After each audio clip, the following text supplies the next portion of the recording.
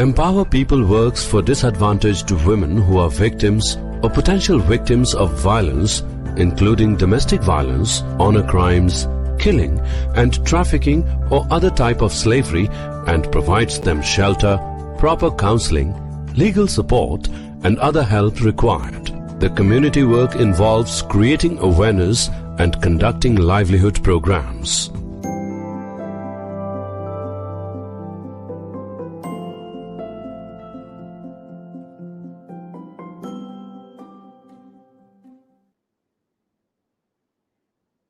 A very good evening to all our viewers, our guests, and welcome to Empower People webinars. Today we are having a very special session because we are actually going to screen a documentary, and this session is very close to me because I myself, it comes from a place where you have migrated from your hometown or your family has, and then it's about revisiting that place and discovering different shades, different layers of that place.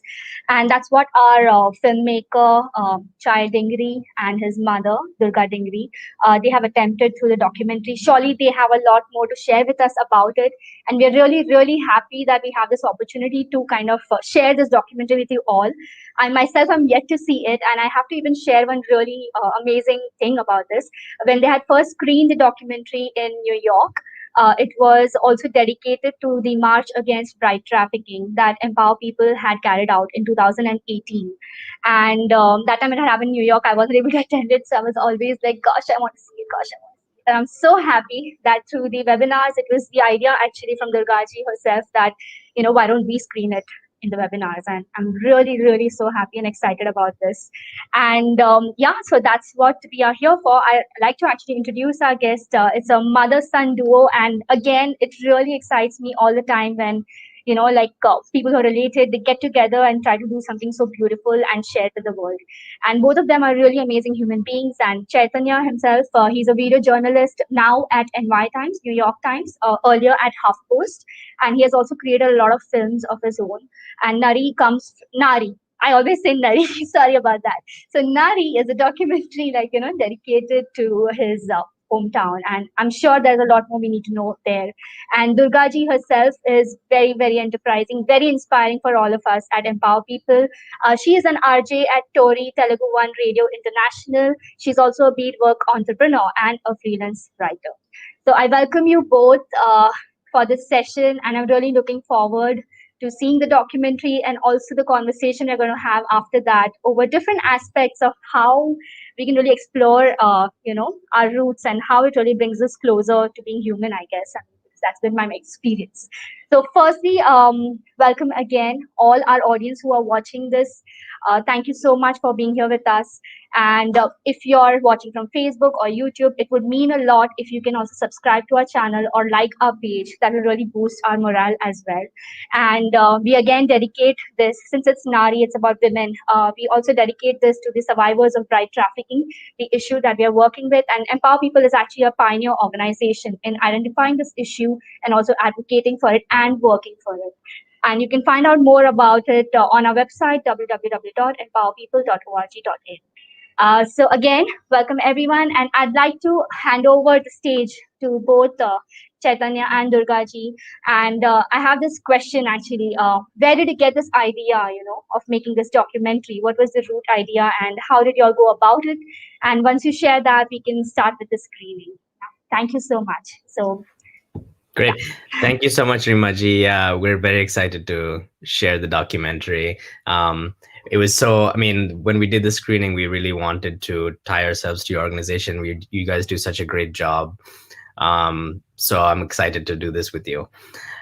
So to answer your question, I had always been interested in filmmaking since a young age, and I always wanted to do visual storytelling of some sort. And I always thought it was going to be, because when you're a kid, you see cartoons and stuff. So I always thought it would be cartoons, or I thought, when I got older, like feature films, like, narrative films, like with screenwriting. And I was lucky that my parents both were very supportive of that. There's a stereotype of Indian Americans or Indians always want just engineers or doctors, but both my parents were always very supportive of creative arts, because my mother is also, a writer, a journalist, and also many people in her family are also writers. I think we come from a family of, poets and Creative writers. So people. there's, creative people. So I was lucky to have that foundation and support. So anyway, so my parents always supported that filmmaking desire. I went to film school in New York at NYU. And once I graduated, I was doing some like video editing jobs for work. But I always wanted to do, to do something like a short films or some sort of thing. And the thing about, I guess, with any artwork, but the thing about filmmaking especially is you have to start it on your own. You can't wait for someone to, give you a project. No one's going to come and say, here, come direct this I think film that's a for us. cue for our budding filmmakers, any of them who are watching this, Yeah. Exactly. Yeah, no one's going to give you that job. You have to kind of prove it for yourself and do it yourself. So I was happy, like working in New York. I was doing video editing, and I uh, gone freelancing, and then started at HuffPost in 2015, doing some video editing for their news videos, for politics Right. videos. But I always had this idea, and I told my parents, I want to go to India, and I want to work on some larger project. At that time, I didn't know what if I want to do a short film or a documentary, or anyway. And then I was talking with them for, I think, a year before I went, about ideas of what sort of topics to cover and things. And like I said, because my mother is a journalist, she has a long history of covering, issues in India, in southern India, Andhra Pradesh, and a lot of focus on, social issues with women, child labor, those sorts of things, and was very passionate about those things. So I knew that, I wanted to lean on her expertise and lean on her knowledge. she's not going to admit that she is an expert, but I know, because I agree with you there. because I'm not like you said, because I'm an immigrant, because I'm from here. It's like me going back. Partly it's a personal journey of me getting familiar with my own country again, really immersing myself in my culture. When I was growing up here, we would go back, obviously, but there's only so much time you can spend when you can, school vacations are that True, long. absolutely. My father could get Yeah. maybe 1 month off from work. I would get summer vacation. We would go maybe 1 month at a time. That's it. That's not enough time to really enjoy or know your country. You'd spend most of it with your cousins, and Yeah. maybe you do one trip. That's it. So I thought, I'll be there for 6 months. It's partly I want to really get familiar with my own country again, and also I want to do this project. So I knew I had the plan for like how to shoot it, how to edit it, how to interview people. I had some experience doing that in my work in New York, but I wanted to just practice that and experiment with it. And I knew that my mother would have the ideas for what sort of topics to cover, how to cover those themes, what sort of people to connect with. So I think it was a good combination, and I thought we could work together. And I think it's a rare thing that people don't often get the chance to work with their own family, and especially So not with true. their own parents. So it's interesting. I mean, everything in filmmaking, everything in art in general is collaborative. You collaborate with writers, you collaborate with camera people, you collaborate with actors, but it's a unique experience to collaborate with your own family. And I think that was an especially rewarding part of this. So Glad you're sharing that with us too. yeah, Yeah. I'll kick it over to her to tell her a little bit about Uh, her own work in journalism and the ideas that she used to cover in India that led us to how we kind of formed the idea for this documentary. yes, and also Durgaji, if you can also share your first reaction to when Chai came up with the idea of doing this documentary, it would be nice to know. Yeah. Yeah, he was. We were talking about all different ideas. When he shared the idea of going to India and doing a documentary, something. Short film or documentary, as to decide yet. But we were talking about different kinds of uh, topics. But whenever we used to think like, okay, this will be good, and then something we would like, we would think of, no, this is not good. We'll think about something else, Right. Finally, he came up with everything. He wanted to do this kind of thing, and I'm going to do it like this. I'm going to do like this. I'm going to do this, and it was all his idea, and we were giving him support, like That really matters so much. yeah. And he needed some contacts, and I um I have a relative, and uh, his name is Bapuji, and he encouraged a lot. He said, come down, we will help you. And Wow. He lived in Pattisima. Pattisima. He has a house in Pattisima in It was a Okay. beautiful house. Godavari. Yeah. We went in 2014 and spent some time there, and it's a small village, and he went alone to roam around the village and take pictures, talk to people, and I think the idea started from there. Wow. And I felt happy for making the decision to go there, because going and visiting Taj Mahal and different places is okay. They need to know their history and all that. But real India, they need to see real India. What is real India? Where are the real people? What are their problems? What kind of life they are leading. This kind of exposure he got when we spent time there, and that I really, it gave me satisfaction for going there. Yeah, I mean, as a parent, I think it must be quite fulfilling also to see that, your child is interested in like really. All over. I'm over. Okay. Wow. To That's see me amazing. working in New York Times now, it's like a dream come true for me. Yeah. I And it's a thought huge pleasure for us yeah, he was that, going to do films and all that, Mhm. and then he was showing interest in social issues and all that. So that made me very, very happy. And I'm sure he was Yeah. inspired with all of that through you, Durgaji. Yes, Yeah. definitely. We also 100%. get a lot of inspiration from you, seriously. Every time we speak, like you have Yeah. so much wisdom to share with us. Yeah.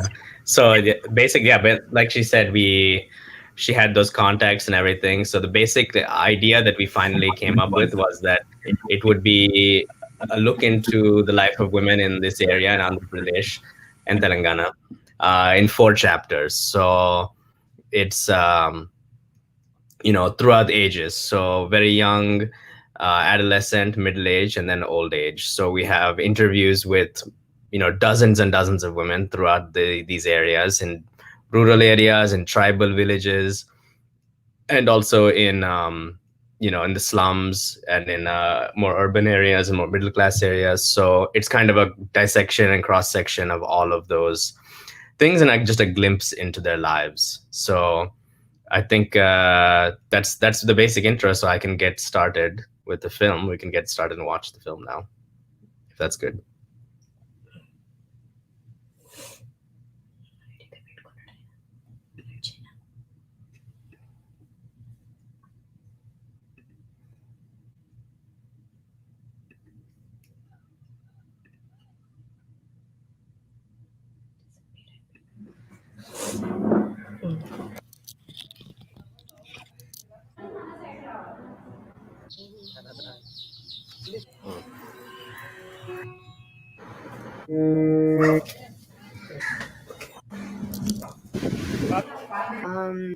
Question వేస్తా నాకు అయితే ఒక్కొక్కరు చెప్పాలి కానీ ఒక్కొక్కరు అయితే మీరు first చెప్తారా నేను చెప్పనా ఆవిడ అదే అయితే ఫస్ట్ నీ పేరు ఆకాశం క్రిందికి వస్తే నేను అడుగుతాను, మా అమ్మ జాడెక్కడంటూ అడిగి తెలుసుకుంటాను. ఆకాశం క్రిందికి వస్తే నేను అడుగుతాను, మా అమ్మ జాడెక్కడంటూ అడిగి తెలుసుకుంటాను. నవమోసాలు మోసి జన్మ నాకు ఇచ్చింది, నవమోసాలు మోసి జన్మ నాకు ఇచ్చింది. కన్నుల తెరిసి చూసేలోగా అమ్మ దూరమైంది, మా అమ్మ దూరమైంది. ఓ గాలి నీరు ఆకాశమా అమ్మని చూసారా మీరు, అగుపిస్తే నేను అడగానని ఓసారి చెప్పుతారా. ఓ గాలి నీరు ఆకాశమా అమ్మని చూసారా మీరు, అగుపిస్తే నేను అడగానని ఓసారి చెప్పుతారా.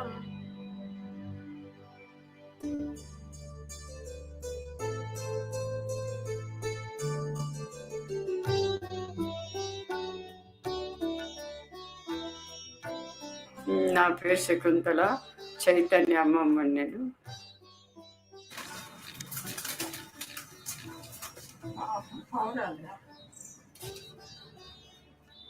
అయితే మాకు 3 పిల్లలు.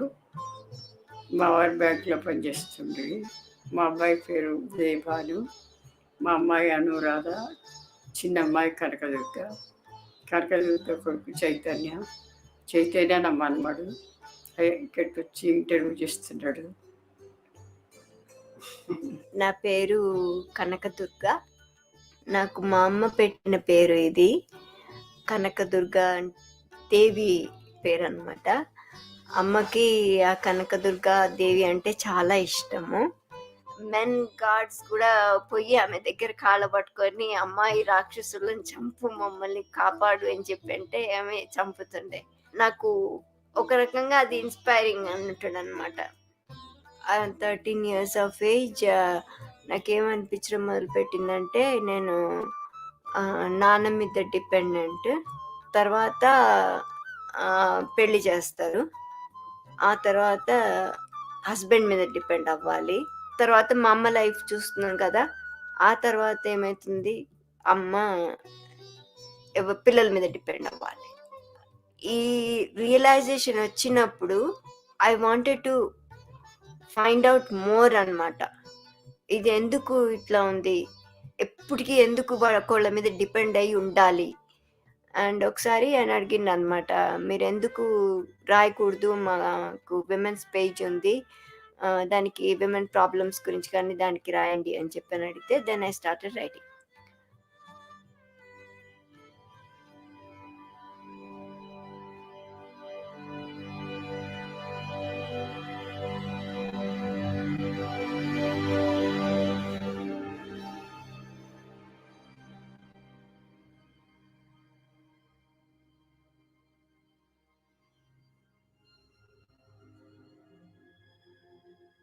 మనిషికి 4 దశలు ఉంటాయి. ఎట్లనో కాలచక్రంలో దశలు ఉంటాయి కదా, అదే మనిషికి 4: బాల్యము, యవ్వనము, కౌమారం, వార్ధక్యం. ఇది ఈ వార్ధక్యం అనేది చాలా వర్స్ట్ స్టేజ్ అన్నమాట.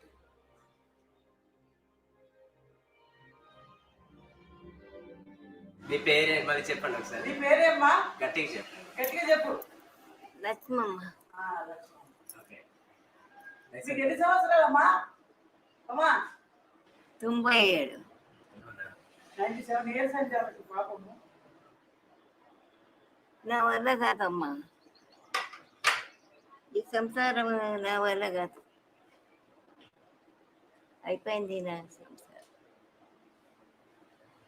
పన్నమ్మ నా పేరు. వయసు అయితే నాకు తెలియదు, నాకు చదువు సంజలేము నోడుదాన్ని. నా ఇంట్లో వద్దు, నీకు నేను పుట్టలేదు అన్నాడు కొడుకు. ఆ మాట అన్నాక నేను నించుకొని వెళ్ళొచ్చు. నా పేరు వి లలితా రాజేంద్ర ప్రసాద్. 2008లో మా ఆయన చనిపోయినారు. ఆయన చనిపోయేటప్పటికి అప్పటి నుంచి కొంచెం ఇబ్బందులు స్టార్ట్ అయింది. ఎవరింట్లో ఉండలేం కదా. ఒక పాప ఉంది నాకు. ఆ అమ్మాయి వాళ్ళ అత్తగారింట్లో కొంచెం ట్రబుల్స్ ఉన్నాయి. వాళ్ళ ఇంట్లో మనం ఉండలేం కదా. మీ భర్త చనిపోయారా? చనిపోయాడు. 10 ఏళ్ళు అయింది. వ్యవసాయ పని చేసి మాకు 8 ఎకరాల పొలం ఉండింది. నాకు అక్కడ బంగారం కూడా 1,00,000 రూపాయలు బంగారం ఉండింది.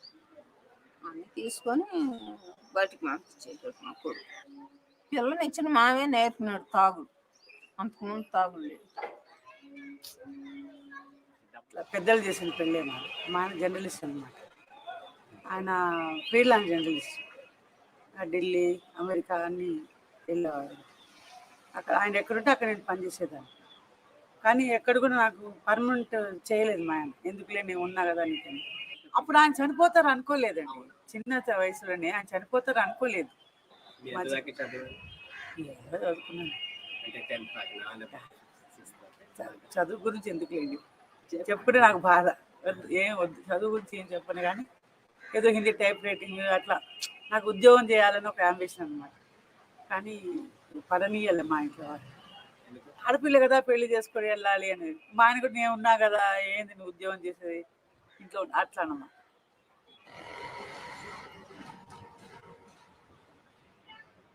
పేరు కలవలేదని లక్ష్మమ్మ అని పేరు. ఆయన పేరు ఏమిటో? లింగయ్య. లింగయ్య, రామలింగయ్య. రామలింగయ్య. ఆయన వద్దు ఈయన వద్దు ఎవరు వద్దుకోకని అనుకున్నారు. అనుకొని మళ్ళీ ఏమనుకోని మళ్ళీ ఆయనకు చేసేది. ఇంకా ఇంకేం కథ చెప్పాలి. పిల్లలు పిల్లలు నలుగురు. ఏం పేర్లు? నేను పెట్టిన పేరు. ఎవరు పెట్టారు పేరు? పెద్ద మనుషులు పెట్టారు. పెద్ద మనుషులు పెట్టారా? నా వెనుక ఆడ ఉన్నారు. నా వెనుకుంటే మీరు పెద్దగా అవుతుంటారా? అవుతుంటారా? చిన్నగానే ఉంటుంటుంది. వెళ్ళిపోవాలి. ఎప్పుడు వెళ్ళిపోతున్నాం ఏమన్నా ఉంటే అక్కడ పోయి ఇట్లుంటే బాగలేదు. ఎట్లుంటే బాగుంటుంది? అక్కడే ఎక్కడన్నా ఉండాలి. ఇన్ని పండుగలు అయిపోతుంది, ఒక పండుగ కూడా యాదకు రాను. ఎవరు తీసుకపోకపోయేది. తండ్రి రాకపోయి, అన్న రాకపోయి, వస్తా అన్నారా? ఎవరు రాకపోయింది. వస్తారు వస్తారు అక్కడికి వెళ్ళి పోతారు. అక్కడికి వెళ్ళి పోతారు. ఇళ్ళకి రారు. ఆడపోయి ఏం చేస్తా, ఈడపోయి ఈడుండి ఏం చేస్తున్నా అని పోని దినం గడిపాయి. ఇంకేం ఏడపోయి ఏం చేసింది.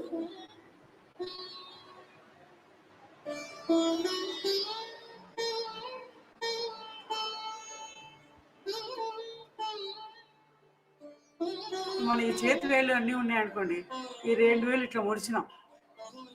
ఇదెవరు? పిల్లలు. పెళ్ళైనాక విడిపోతారు.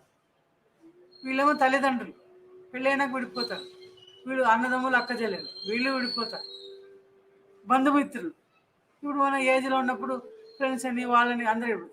కానీ ఇది మాత్రం మనం దీన్ని విడదీయలేము, ఎందుకంటే ఇది భార్యాభర్తల అనుబంధం. అట్లాంటప్పుడు మా ఆయన అనుకోలేదు, సడన్గా చనిపోయినారు. అది హార్ట్ అటాక్ కాదు, కొన్ని బ్యాడ్ హ్యాబిట్స్ కూడా ఉన్నాయంటే అవి లేవు. ఆయన పోయిన తర్వాత నాకు కోమా వచ్చింది. ఆయన పోయింది అనుకో, 50 రోజులు బెడ్లో ఉన్నా. బెడ్ సోర్స్ కూడా వచ్చేసింది. అట్లాంటప్పుడు మళ్ళీ బతికినాడు. అది ఎందుకు బతికించినాడు అనేది నాకు తెలియదు. అంటే మీ చదువు గురించి ఎక్కువ చెప్పలేదు అప్పుడు? మా మామగారు ఐ స్పెషలిస్ట్, లండన్లో ఉంటారు. ఆయన చనిపోయినారు, ఇప్పుడు లేరనుకో. మా బావగారు ఈసీలో చెప్పమని, మా ఆడబిడ్డ డాక్టర్, ఇంకొక ఆడబిడ్డ డాక్టర్, మా మరిది కూడా డాక్టర్. వీళ్ళు 8 మంది, 804 డాక్టర్లు. నాకు కూడా ఇంజక్షన్ వేయడము, బీపీ షుగర్ టెస్ట్ చేయడము, తర్వాత డెలివరీస్ చేయడము చాలా నేర్చుకున్నాను. హోమియోపతి 3 years చేస్తాను. డిస్కంటిన్యూ ఏదో ఇట్లనేదో నేనే మానేసి ఇక్కడే హైదరాబాద్ మా ఢిల్లీ ట్రాన్స్ఫర్ అయిపోయింది.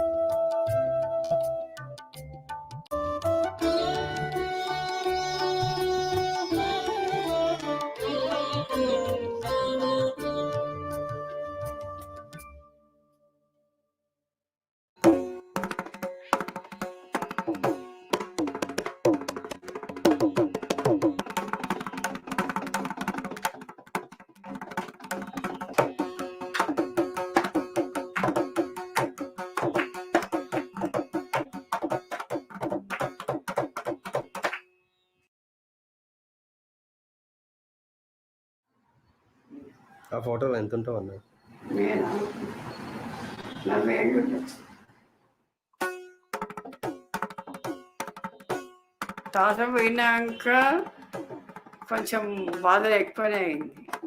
5 ఏళ్ళు అయితే అన్నయ్య ఉండే కదా, మా పక్కకు అన్నయ్య ఉండే, అడుగుతుండే, వస్తుండే, పిల్లలు వస్తుండే పోతుండే.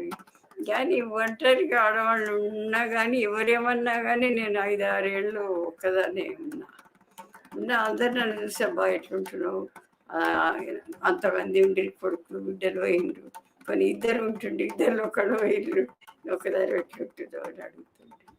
అంటే ఏం చేస్తాం, మనం కాలాన్ని బట్టి మనం నడవాలి. 10 మంది ఒక ఇంట్లో ఉన్నాం, 10 మందిని పోషించినాం, పెళ్లి చేసినాం, అన్నీ చేసాం, బాధ్యతలు అయిపోయాం. మనం వాళ్ళ ఆయుష్ ముగిసింది, వాళ్ళు కూడా వెళ్ళిపోయారు, మనం కూడా ఒక ఆడిపోతాం. ధైర్యం వచ్చేస్తుంది. ఎవరు చేయనప్పుడు మనం ఏం చేస్తాం, మనమే ఉంటే సరిపోతుంది, అంతే. ఆ ధైర్యం వస్తుంది. నేను 6 ఏళ్ళ నుంచి ఒకదాన్నే ఉంటున్నా కదా. నేను ఇక్కడికి వచ్చినాక 2-3 ఏళ్ళ వరకు చిన్న తాత నానమ్మ వాళ్ళు బ్యాంకుకి పోతే నన్ను బ్యాంకు తీసుకుపోతుండ్రి, వాళ్ళు మెడికల్ షాప్ పోతే మెడికల్ షాప్ తీసుకుపోతుండ్రి. ఒక్కొక్కసారి ఆయన అంటుండే, ఏమో పరిస్థితి, ఎవరు ముందర పోతారో ఎవరు వెనుక పోతారో తెలియదమ్మా, నీది నువ్వు ఉంచుకోవాలి.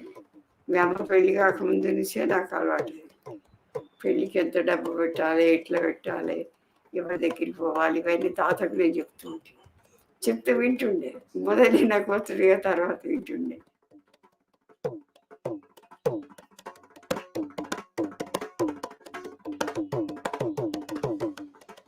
నా పేరు కొండవీటి సత్యవతి. నేను భూమిక ఉమెన్స్ కలెక్టివ్ ఫౌండర్ మెంబర్ని. నా గురించి నేను చెప్పుకోవాలంటే maybe I'm a born feminist. Globalization అనేది ఎక్కువ నష్టం జరిగింది స్త్రీలకి. ఎందుకంటే గవర్నమెంట్ తీసుకున్న డెవలప్మెంట్ మోడల్ ఏదైతే ఉందో ఆ మోడల్ అనేది చాలా విధ్వంసకరమైంది. విధ్వంసం ఎట్లా జరుగుతుందంటే, అంటే ఒక గ్యాప్, అంటే పూర్కి రిచ్కి మధ్యలో గ్యాప్ విపరీతంగా పెరిగిపోయింది. ఎందుకని స్త్రీలు ఎఫెక్ట్ అయ్యారంటే, న్యూ ఎకనామిక్ పాలసీ వల్ల డిస్ప్లేస్మెంట్ చాలా ఉంది. పోలవరం ప్రాజెక్ట్ కింద ఇప్పుడు కొన్ని 100 గ్రామాల్లో మునిగిపోబోతున్నాయి. ఇంటర్నేషనల్ ఎయిర్పోర్టు, రింగ్ రోడ్డు, ఇవన్నీ కూడా మనకు ఎట్లా కనిపిస్తుంది అంటే ఇట్స్ డెవలప్మెంట్ అంటాం మనం.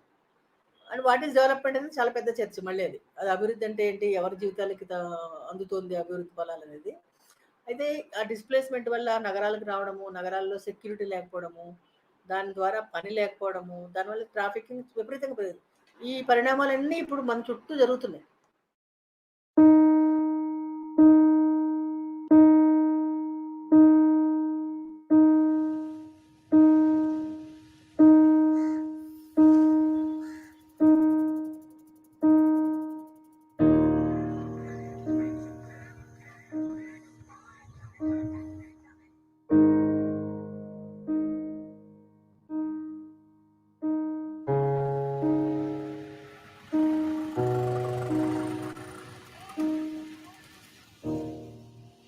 కుక్క బిస్కెట్ల కోసం దేశ సరిహద్దుల్ని తాకట్టు పెట్టిన నేతల బయోగ్రఫీ కూడా,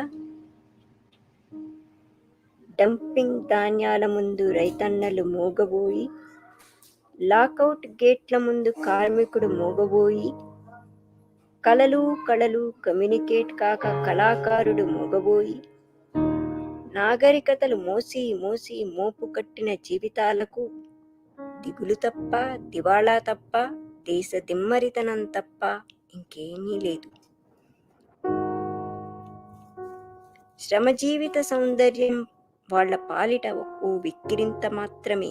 చెట్టు మించి చెట్టుకి ఎగిరేలోపు కాచుకున్న ఉండేలు దెబ్బ ఒకటే నిజం.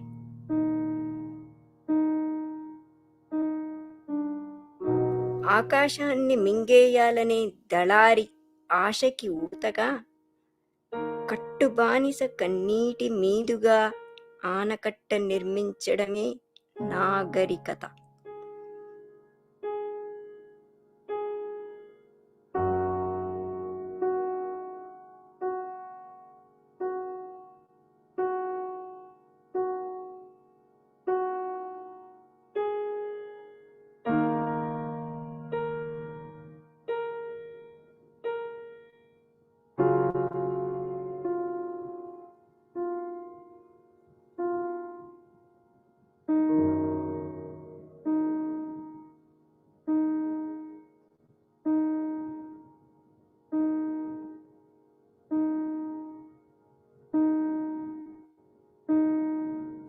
కుట్రదారుడి రచన పేరు నాగరికత.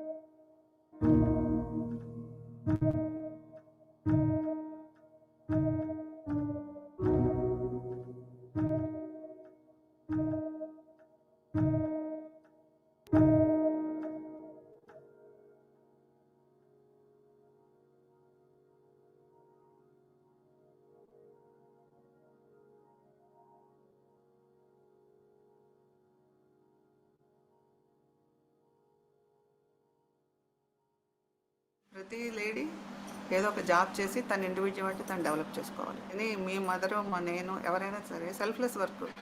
వెనక్కి తిరిగి చూసుకోవడానికి కూడా ఖాళీ ఉండదు. మాలాంటి లేడీస్ ఏముందండి, హాయిగా కొడుకు సంపాదిస్తున్నారు, భర్త సంపాదిస్తున్నాడు, తింటున్నాం, కబుర్లు చెప్పిస్తాం. ఇది కాదు. ఆ కష్టపడే వాళ్ళని నా దృష్టిలోని వాళ్ళు చాలా గ్రేట్. ఎక్కువగా అలాంటి వాళ్ళతోటి మీరు ఇంటరాక్ట్ అయితే ఇంకా మీకు ఇంకా మంచి రిజల్ట్స్ వస్తుందేమో అనిపిస్తోంది నాకు. మాకు వచ్చిన డబ్బులు మా ఆయనకే వేస్తాం. మొత్తం ఇచ్చేస్తారా? మొత్తం వేస్తాం.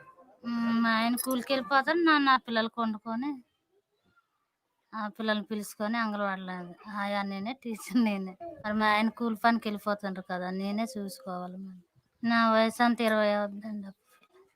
20 నా పెళ్లి వయసు మట్టుకు 20లోనే చేసి. ఏం ఇబ్బంది లేదు. కాకపోతే ఈ మగవాళ్ళు కొద్దిగా మందుగా తెస్తే ఆడవాళ్ళు ఇలాగలగా అంటారు. మరి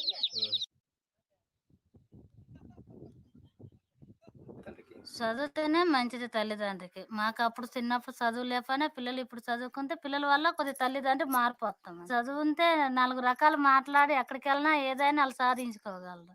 మాకు చదువు లేదు, సాము లేదు, ఎక్కడ ఏం లేటన్నా మాకు గొర్రెల్లాగి నేసి వచ్చేస్తాం అంతే.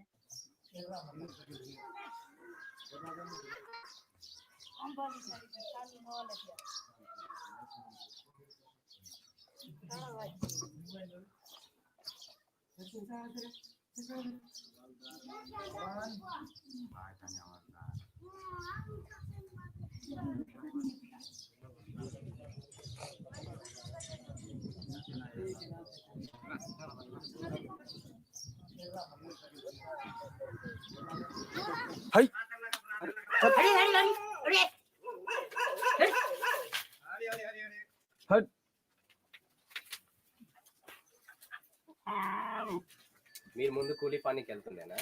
ముందు చేసిన సార్, ముందు చేసిన కానీ ఇప్పుడు కనరాదు. ఇట్లని మెల్లగా పని చేస్తున్నాయి. బిడ్డలు లేరు, కొడుకులు లేరు. వేరే కుటుంబంలో వేరే ఎవరైనా ఉన్నారా మీతో? కుటుంబం ఉన్నది కానీ అట్లున్నది. అంకుల్ తంతుల్ని వాళ్ళు ఇస్తారు, నాకు ఇయ్యారు. వాళ్ళు తింటారు కానీ నాకు ఇస్తారు. నేను ఇక చుట్టాలు ఉన్నారని నేను వచ్చి ఇది పని చేస్తున్నా. అన్నం పెట్టి తింటూ ఉంటా. నాది ఊరు అట్ట ఉన్నది కానీ ముసలోడు చచ్చిపోయినాడంటే ఆడ నా తల్లి తండ్రి వ్యవసాయం చేసిండు కానీ ఆల్చగలలేదు. ఇప్పుడు చేను లేదు, చెట్టు లేదు.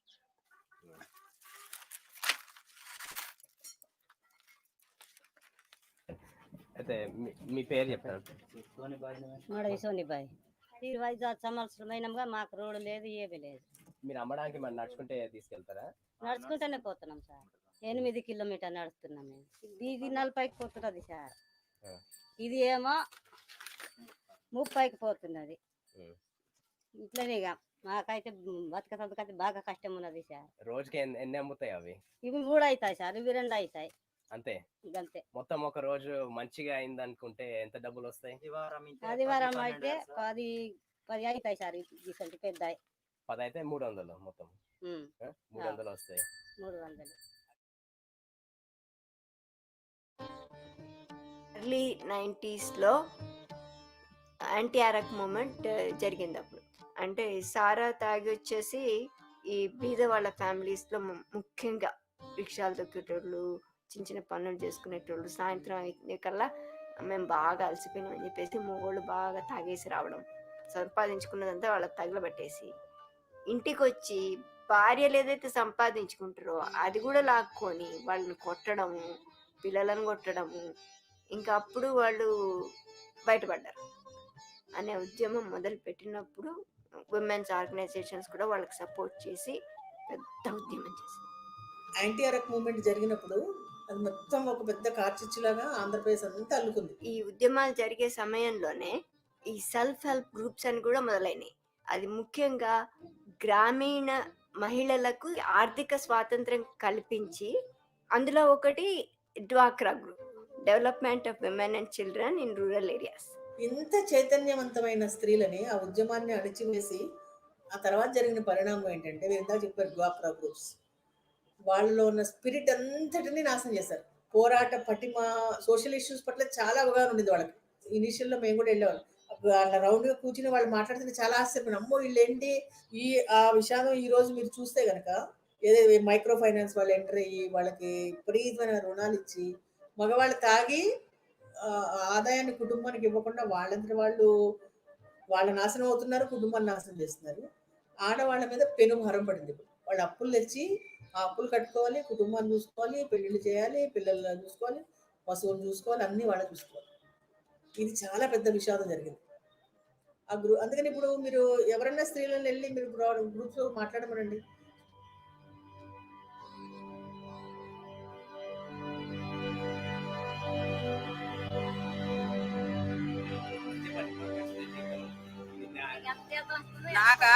నాకు 3,000 వస్తుందండి, మా ఆయనకి 8,000 వస్తుంది. నా జీతం కాదు, అతను ఇచ్చిన డబ్బులు నా డబ్బులు కాదు, నేనే ఖర్చు పెడతాను, నేనే చూసుకుని మెయింటైన్ అంతా నేనే చేస్తాను. ఎందుకని అతను కొంచెం బాధ్యత తెలీదు అని నేను ఎక్కువ పట్టించుకుంటాను, ఇంట్రెస్ట్ పెట్టడం ఫస్ట్ నుంచి అంతేనండి.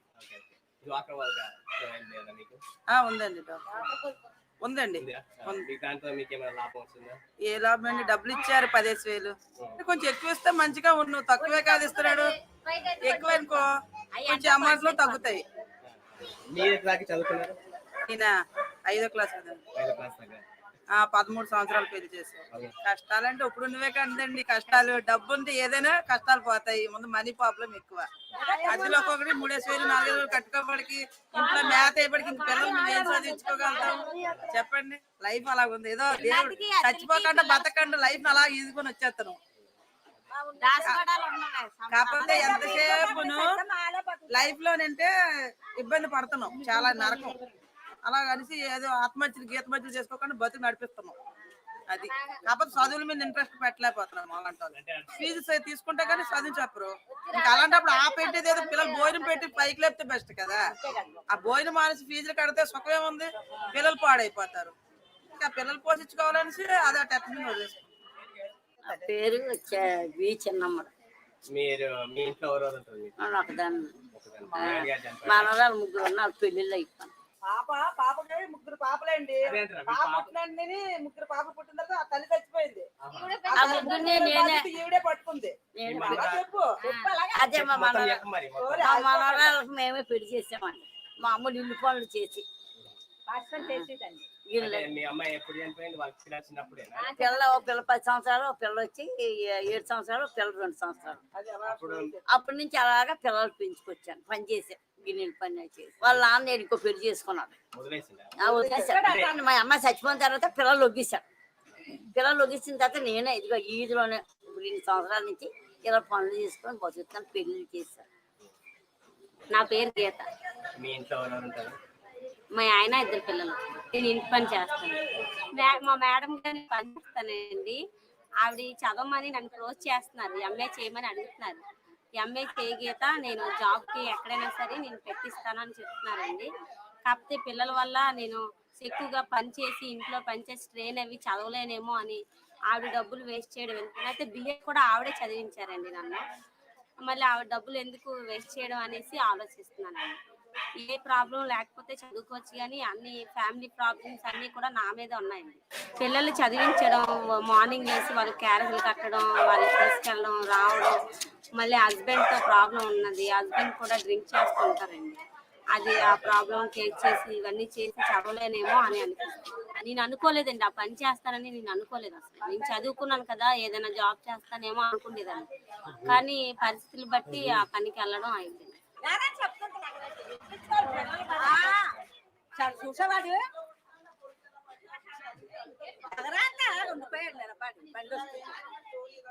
చూసేవాడు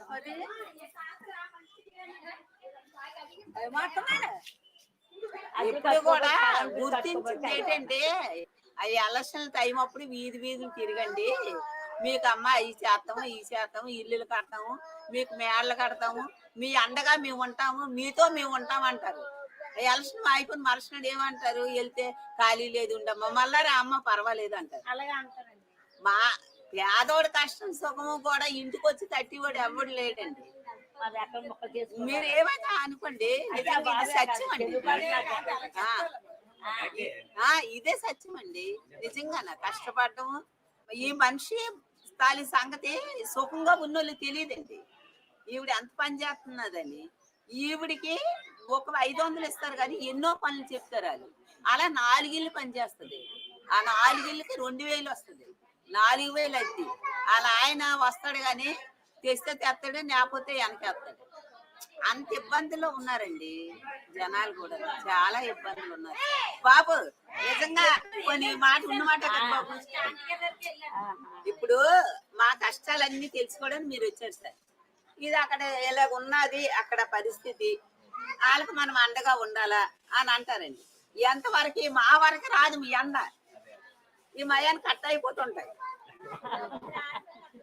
మయాన్ని మధ్యవర్తులు మాకన్నా పెద్ద నాయకులు ఉంటారండి, అలా తినేస్తారు. మేము అప్పుడు ఆనం.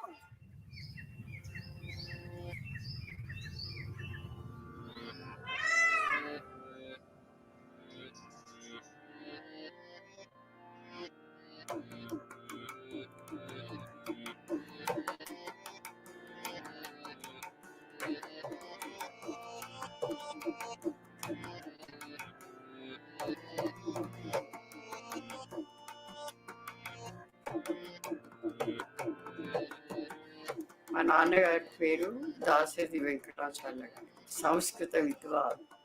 మా అమ్మగారు వెంకటమ్మ, సంస్కృత విదుషి మణి అంటుంది. మా నాన్నగారి దగ్గర నేర్చుకోవడానికి చాలా మంది విద్యార్థులు వచ్చేది సంస్కృతం నేర్చుకోవడానికి. మళ్ళీ సాయంత్రం పూట అందరికీ సలహాలు చెప్పేది, ఎట్లా చదువుకోవాలి, ఏం చేయాలి. బీద పిల్లలు 2-3 ఇంట్లో పెట్టుకొని చదివించి. మా అమ్మ కూడా ఎంతమంది వచ్చినా కూడా వంట చేసి అందరికి వడ్డారాలు చేసేది. మా ఆరున పుట్టింది గార్లలో. పుట్టినాక ఏం దురదృష్టమో తెలియదు కానీ మా నాన్నగారు మమ్మల్ని చేసిపోయి, మళ్ళీ ఆయన మద్రాసు పోయి ఒక ఆమెను చేసుకొని వచ్చినాక మరి వాళ్ళకు సంపాదన లేదు, మా అన్నయ్య చిన్నవాళ్ళు. అప్పుడు కోర్టులో కేసు పెట్టిండ్రు. కోర్టు ద్వారా మాకు కొంత ఆస్తి వచ్చేసింది. నాకేంటంటే, నేను సరిగ్గా చదువుకోకపోతే నాకు కూడా అదే స్థితి, అదే పరిస్థితి వస్తుందని చెప్పేసి కష్టపడి చదువుకొని నేను కాలేజీలో చేరి నాకు చదువుకోవాలని ఉంది, చదువుకుంటేనే నాకు ఏదన్నా లైఫ్ ఉంది. నేను చదువుతున్న బుక్స్ తోటి I I started preparing my mind totally independent అనమాట. అడిగినప్పుడు మీకు చదువు గురించి అడిగితే బాధ వేస్తుంది అన్న. ఎందుకు మరి చదువు గురించి? ఎక్కువ చదువుకున్నామండి అందు గురించి, అందుకని బాధ.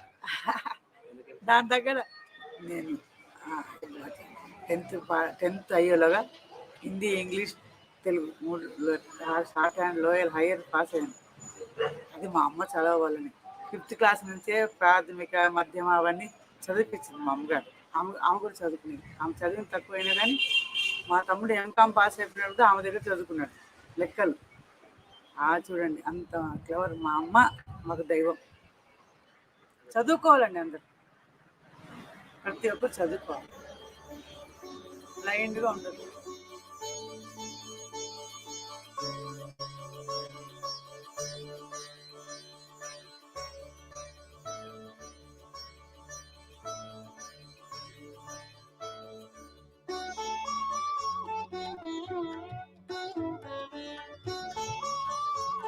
నా పేరు సారిక. నాకు ఇప్పుడు 16 ఇయర్స్. నేను ఫస్ట్ ఇయర్ అయిపోయింది మొన్ననే, ఇంటర్ ఫస్ట్. మేము యాక్చువల్లీ దర్జీస్, టైలర్స్. మా డాడీ టైలరింగ్ చేస్తారు. ఇప్పుడు కొంచెం ఫైనాన్షియల్ ప్రాబ్లం వల్ల చేయట్లే. ఇంకా అసలు మా టోటల్ ఫ్యామిలీలో లేడీస్ ఎవరు వర్క్ చేయరు, అందరు ఇంట్లోనే ఉంటారు. కాకపోతే మా స్టడీస్ కోసం మా మమ్మీ వర్క్ చేస్తారు కంపాస్ గ్రూప్లో. మై నేమ్ ఇస్ పావని, నా ఏజ్ 15 ఇయర్స్. లాస్ట్ ఇయర్ విన్నాను, 10th కంప్లీట్ అయినాక ఇక్కడ వచ్చి నేర్చుకోవాలండి, కంప్యూటర్ గురించి తెలుసుకోవాలని ఇంట్రెస్ట్ ఉంది. మా నాన్న వాటర్ సప్లైర్ అనమాట. మా నాన్న ఎప్పుడు ఎంకరేజ్ చేస్తుంటారు, ఏ విషయంలో డిస్కరేజ్ చేయరు. ఫస్ట్లీ తను ఇంపార్టెన్స్ ఎక్కువ స్టడీస్ పైన చూపిస్తారు. లేడీస్ ఈ జనరేషన్లో చదువుకోకుండా అస్సలు ఉండకూడదు. అండ్ మా గ్రాండ్ పేరెంట్స్లో ఎక్కడ ఎవరు చదువుకున్న వాళ్ళన్నా మా డాడీ డెఫినెట్గా వాటికి మోటివేషన్ ఇస్తారు, చదివిస్తారు కూడా ఏదో ఒక విధంగా. నా పేరు స్నిగ్ధ, నా ఏజ్ వచ్చేసి 17 ఇయర్స్. 10th వరకు our living condition was very good. ముందు మెడికల్ షాప్ ఉండేది, we used to have a house. ఇద్దరు అన్నయ్యలు, ఒక తమ్ముడు, నేను ఒకదాన్నే ఆడపిల్ల. తర్వాత సడన్గా మా ఫాదర్ ఫైనాన్షియల్ స్టేటస్ అనేది సడన్గా పడిపోయింది, డౌన్ అయిపోయింది.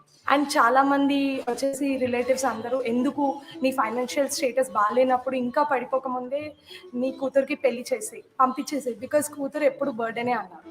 కానీ మా ఫాదర్ వచ్చేసి నా స్టడీస్కి ఎప్పుడు సపోర్ట్ ఇచ్చారు. I'm Sana Kausar and my age is 19 years. My mother and my father don't live together. They got separated when I was in 8th class. So from then only my mother is taking care of me, my sister and my brother.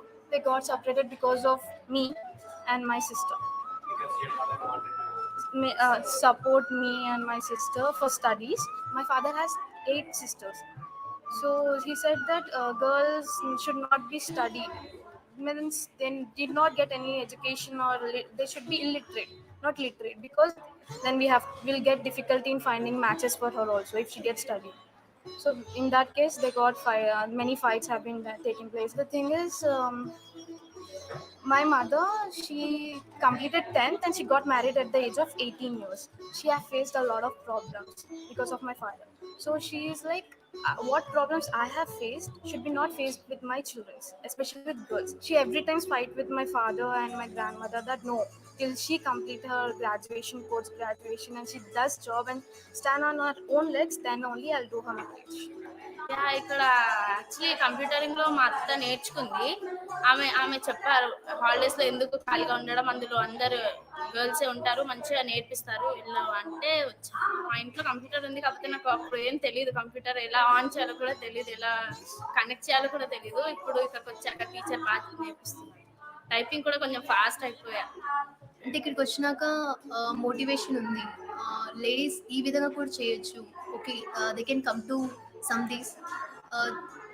I was interested to come to this class very much because ma'am is motivating in different manners. Actually, I want to complete my MBA. I want to fly abroad and then want to be a manager for a reputed company.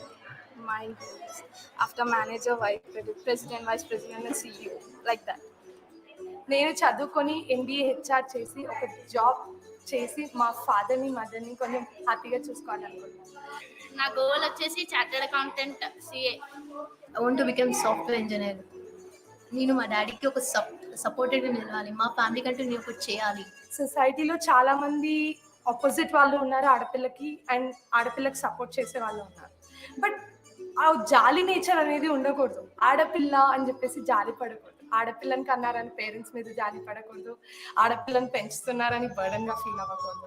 ఒక ఆడపిల్ల పుట్టింది అనగానే ఆడపిల్ల తనని నువ్వు పెంచి పెద్ద చేయడం ఎలా అంటారు. ఇప్పుడు మగపిల్లడు తప్పు చేసినా ఏమంటారు, బట్ ఆడపిల్ల తప్పు చేసిందంటే భూతద్దంలో పెట్టి చూపిస్తారు. అలా ఎందుకుంది సొసైటీ అనేది చాలా మా గర్ల్స్లో చాలా మందికి ఆ క్వశ్చన్ అనేది హార్ట్లో ఉండిపోయింది. నేను చేసిన తప్పేంటి, ఏదో ఎక్కడో స్పీచ్ ఇవ్వాల్సింది ఉండే. అంటే మా స్కూల్ వాళ్ళు అంటే నేను ఇప్పుడు నలుగురు కలిస్తే నేను కలిసిపోతా, అందులో వాళ్ళకి దూరంగా ఉండా ఎవరని ఆలోచించా, వెళ్ళి కలిసిపోతా. అయితే మా స్కూల్ వాళ్ళు తీసుకొని వెళ్ళారు. మా అన్నయ్య ఏం అవసరం లేదు అక్కడికి, ఎందుకు వెళ్ళాలి అది ఇది అని రెస్ట్రిక్షన్స్ చేశారు. ఆ రోజు వెళ్తా అని నైట్ మొత్తం ఏడ్చిన. అప్పుడు దాకా మా అన్న వెళ్ళనివ్వాలి, మార్నింగ్ కూడా వెళ్ళనివ్వాలి.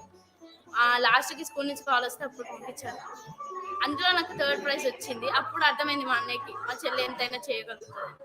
అప్పుడు మా అన్నయ్య కొంచెం అదే ఫేస్లో ఎక్స్ప్రెషన్ బట్టి అర్థమైపోతుంది కదా.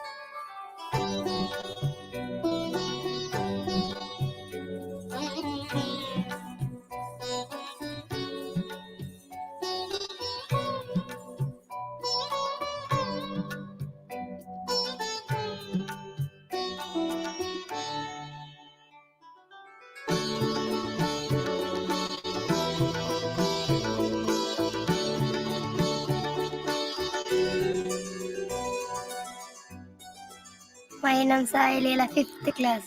నేను ఇది ఈ సంవత్సరం మా ఊర్లోనే చదువుకున్నాను. 1 నుంచి అక్కడ చదువుకున్నాను. 5th మధ్యకాడ నుంచి ఇక్కడ జాయిన్ చేశారండి. మా అమ్మ వేరే ఊరు వెళ్ళిందండి, కోయిట వెళ్ళిపోయిందండి. తెలియదండి, చెప్పలేదండి. మొన్న మా నాన్నగారు వచ్చి చెప్పారండి, వచ్చేస్తారండి మళ్ళీ 2 సంవత్సరాలు అవుతుందండి. చెప్పలేదండి. 10th doctor.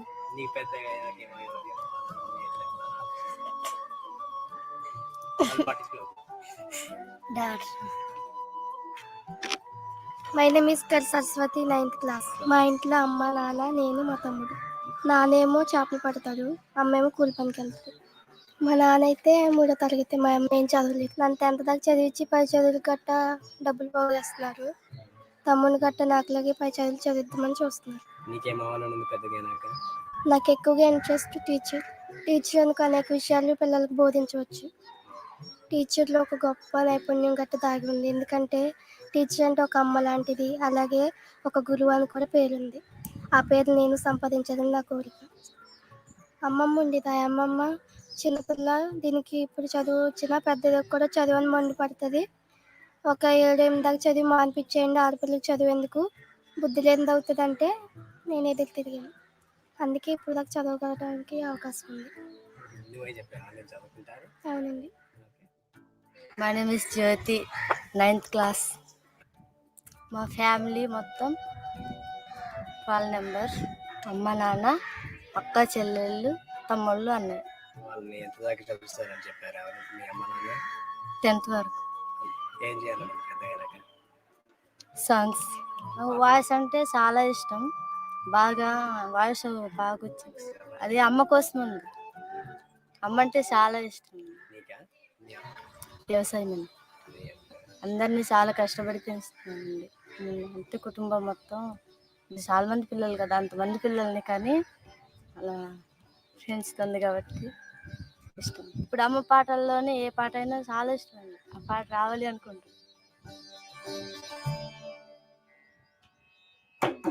మా ఫాదరు ఫ్యామిలీ ప్రేయర్స్లో మార్నింగ్ ఈవినింగ్ ఖచ్చితంగా చదువు గురించి చెప్తూ, చదువు ఇంపార్టెన్స్ చెప్తూ, చదువే వెలుగు, చదువే మిమ్మల్ని రక్షిస్తుంది మార్నింగ్ ఈవినింగ్ చెప్తూ అలా చదువు మీద ఇంట్రెస్ట్.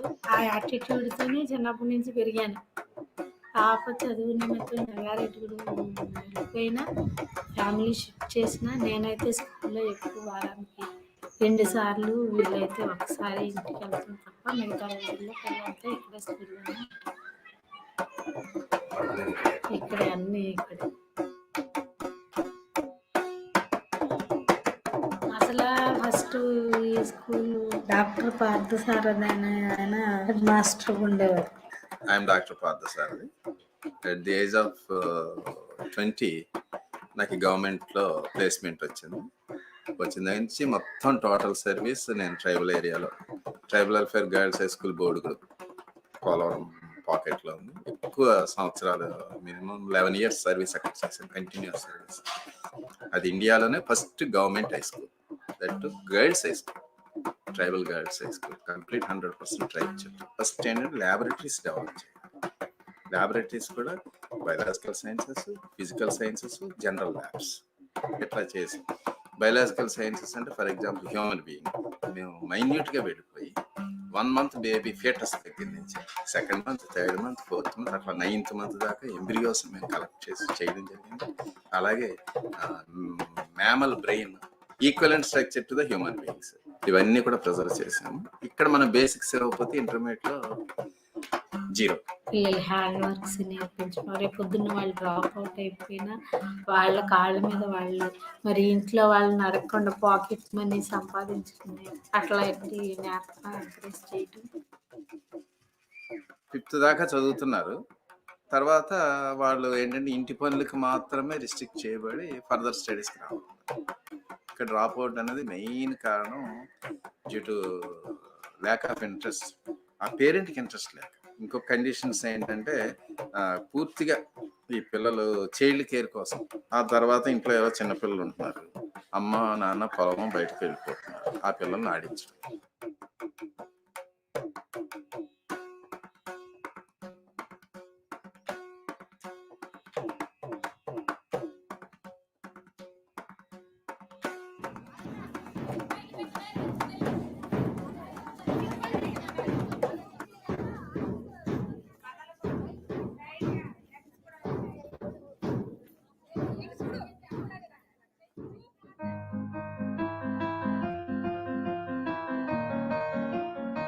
డాక్టర్, టీచర్, డాక్టర్ అవుతాను. నేను పోలీస్ అవుతాను. టీచర్ అవుతాను. నేను పోలీస్ అవుతాను. నేను టీచర్ని అవుతాను. నేను టీచర్ని అవుతాను. డాక్టర్ అవుతాను. టీచర్, డాక్టర్ అవుతాను. పోలీస్ అవుతాను. ఇంజనీర్, టీచర్ అవ్వాలి. నేను పెద్దయ్యాక డాక్టర్ అవుతాను. నేను టీచర్ అవ్వాలి. డాక్టర్ అవ్వాలి. పెద్దయ్యాక డాక్టర్ అవుతాను.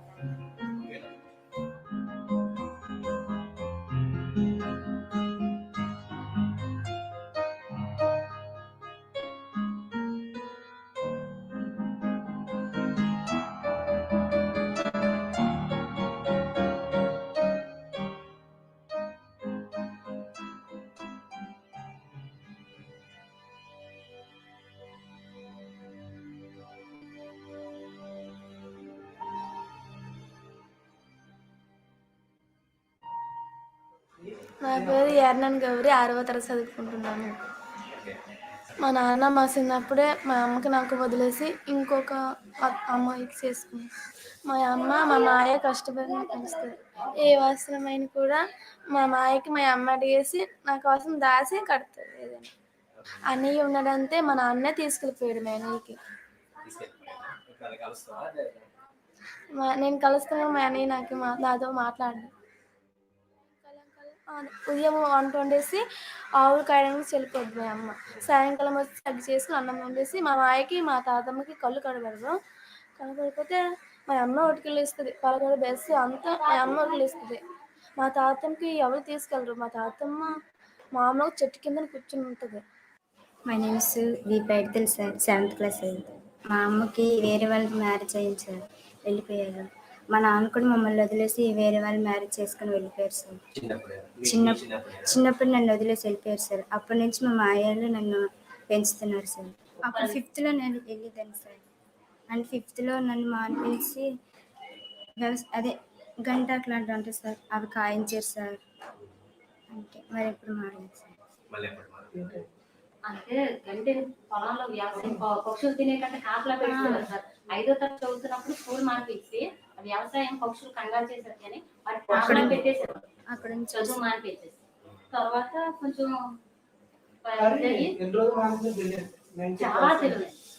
చాలా తెలివైంది అమ్మాయి. 6 months 6th class రాలేదు. 6 months రాలేదు సార్. లాస్ట్ ఇప్పుడు మార్చిలో వచ్చింది. దసరా సెలవులకి ఎప్పుడు సెప్టెంబర్లో ఇప్పుడు వెళ్ళిపోయింది. అయినా ఆటో రీచ్ అయిపోయింది. నా పేరు ఆర్ కుమారి, 8th class చదువుతుంది. మా అమ్మ 10th వరకు చదివిస్తున్నా అన్నారు. 10th వరకేనా? ఇంకా మరి నీకు ఇంకా చదవాలనుందా? 10th తర్వాత చదవాలని ఉంది. ఏం కావాలనుంది నీకు? పోలీస్ అవ్వాలని ఉంది. పోలీస్ కావాలన్నా? చెప్పాను నేను ఇంకా చదువుతాను అంటే డబ్బులు ఎక్కడివి, చదివించడానికి మాటించేస్తాం అన్నారు.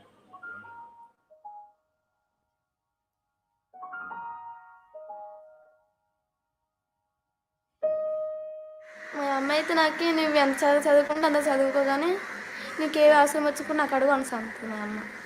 నేనైతే డాక్టర్ అవ్వాలనుకుంటున్నాను. నా ఫేవరెట్ సబ్జెక్టు సైన్స్. సైన్స్లోనైతే అదే ఇక ఒక తొండలో కప్పలు లాంటివి అది కోస్తాం కదా, కోస్తప్పుడు దానిలో ఎలాగ బతికిస్తారు, దానికి ఎలాగ తీస్తారు, అదే ప్యాన్ ఎలా పోస్తారు, మనం చంపేసి సెన్స్ అలాంటి గురించి నాకు కావాల్సింది. నాకు అదంతా నాకు ఇష్టం ఆ సబ్జెక్ట్ అంటే. ఇప్పుడైతే అమ్మాయిలకి అసలు చదివించాలా అనే ఆలోచన కూడా అమ్మాయిలకు ఉండట్లేదు. అన్నయ్యకి చదివిస్తే వాళ్ళు మాకు పెద్ద అయితే పోషిస్తారు అని, అదే ఆడవాళ్ళైతే మాకి ఒగ్గేస్తారు కదా, ఎలాగో అత్తోరింటికి వెళ్ళిపోతే మాకు చూస్తారు వాళ్ళు. అదే నా కొడుకు అయితే నాకు చూస్తాడు ఇంటి దగ్గర ఉండే అనేసి కూతురికి అంత పట్టించుకోరు తెలివిగా. పోలీస్ అవ్వాలని ఎందుకు? ఎందుకంటే మా ఊర్లో వారికి మార్పించాలని. మీ ఊర్లో మార్పించాలన్నా? ఎందుకు? మీ ఊర్లో ఏమున్నాయి అంటే అందరూ తాగుతూ ఉంటారు. మా ఇంట్లో మా నాన్న తాగుతారు, కొట్టరు కానీ పక్కల ఇంటి నుంచి గొడవలు అవుతూ ఉంటాయి. మా అమ్మ అంటే మా అమ్మ ఇంట్లో ఉంటుంది. మా అమ్మకి ఎవరు చేసిన వాళ్ళు ఎవరు ఉండరు, అక్కడికి వెళ్ళి ఉంటుంది. ఎప్పుడు వెళ్దామన్నా ఉండరు, పనులకి వెళ్ళిపోతుంటుంది. ఎప్పుడు అమ్మతో కలిసి ఉందామని అవుతాం. అందుకే సెలవులకి వెళ్ళి ఉందాం. నేను ఒకరు బాగా చదువుకుంటే నేను పెద్ద స్థాయికి వస్తే మా అమ్మకి చూడాలనుకుంటున్నాను. కానీ నేను ఇప్పుడు మా అమ్మ అయితే ఒక్కదే ఉంటుంది, నేనైతే వెళ్తే మా అమ్మకి అన్ని సాయం చేస్తాను. కాకపోతే మా అమ్మ అక్కడ మా అమ్మ ఒక్కదే పని చేస్తుంది. మా అమ్మ అయితే ఉదయం వల్ల అసలుకి మా అమ్మ అసలుకి బాగోదు. ఎందుకంటే తంగా పని చేసుకుంటుంది, సాలు తొడుతుంది, వల్ల చేస్తుంది. నేను వెళ్తే నాకు అంత ఏడుపు వస్తే తెలుసు మా అమ్మకి వచ్చేస్తాను.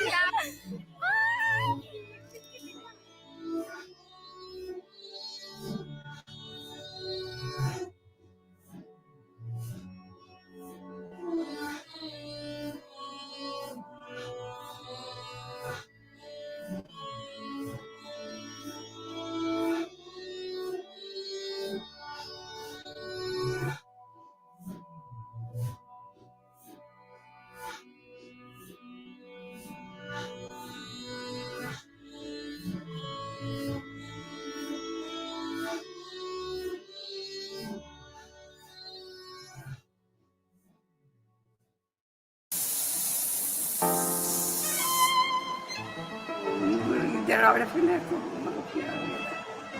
చిన్నది దుర్గా చాలా ఏడవకుండా ఎవరిని కూడా పెట్టకుండా ఎవరిని విసిగించకపోతుంది. అమెరికాలో ఉంటుంది. చిన్నప్పుడు చాలా కష్టపడి చదువుతున్నది. డిగ్రీ చేసింది, జర్నలిజం చేసింది. పెళ్ళైన తర్వాత ఎంఏ చేసింది. మా కాలంలో అది లేదు. మా తల్లిదండ్రులు మాకు జాతకం రాయలేదు, చదివించాలని మా అన్నయ్యలు ప్రయత్నం చేసిండ్రు. మా నాన్న మా అమ్మకైతే ఇష్టం లేకుండే.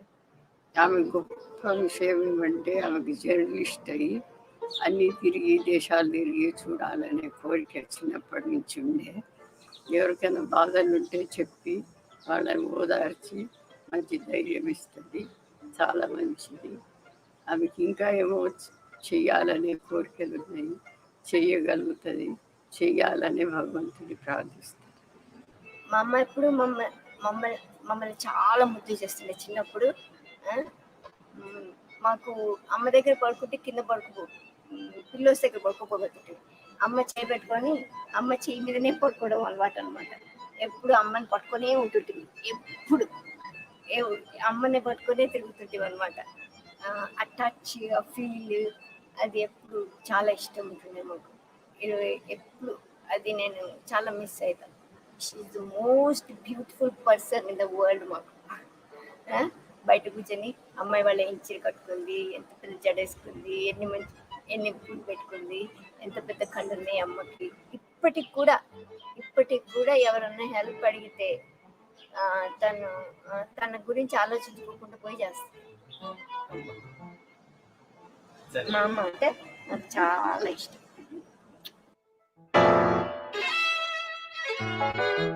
మా పిల్లలు ముగ్గురు బాగా చదువుకున్నారు.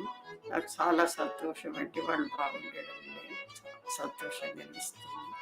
వాళ్ళు రాసింది చదివింది చూసినప్పుడల్లా నేను అన్ని కష్టాలు మర్చిపోయి చాలా సంతోషంగా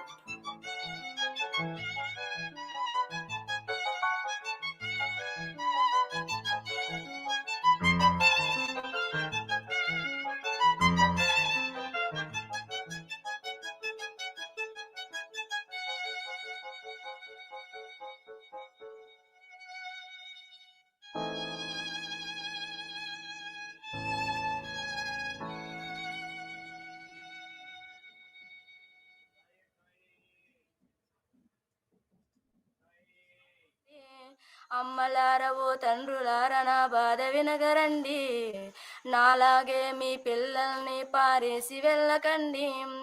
3 తలల బ్రహ్మదేవుడు జాలి లేనివాడు, అయిన వాళ్ళను ఎడబా పెట్టి అనాథ చేశాడు, అమ్మకు దూరం చేశాడు. ఓ గాలి నీరు ఆకాశమా అమ్మను చూసారా మీరు, అగుపిస్తే నేనడిగానని ఓసారి చెప్పుతారా. ఓ గాలి నీరు ఆకాశమా అమ్మను చూసారా మీరు, అగుపిస్తే నేనడిగానని ఓసారి చెప్పుతారా.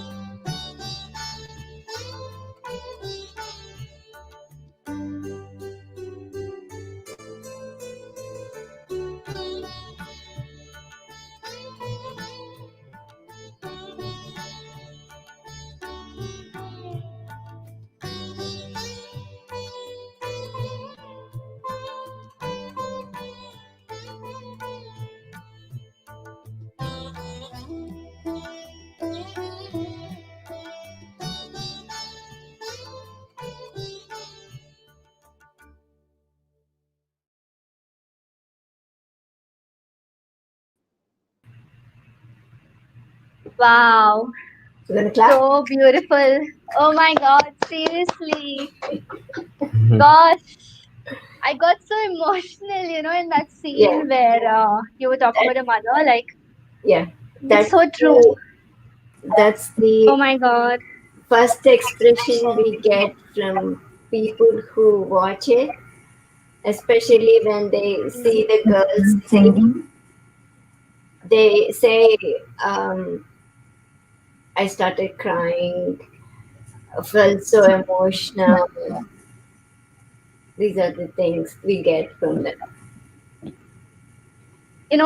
Just today, this is a very random thing, but I just find this to be so apt. I saw a friend share a Facebook post where she said, the post said, part of being a daughter is growing up to find out about your mother's hidden traumas. You realize she never told you half of the horrible things she went through in life. The older you get, the more it hits you that you were raised by a superwoman disguised as an ordinary person. Yes. And that's so damn true. And the more I'm seeing the documentary, and especially the girls, the way they really constantly there's this common factor of the mother really like raising them, and thinking for them and about them. And I was like, I have to say this out here, because yeah, I can relate it so well to my own mom too. Oh God, this is so beautiful.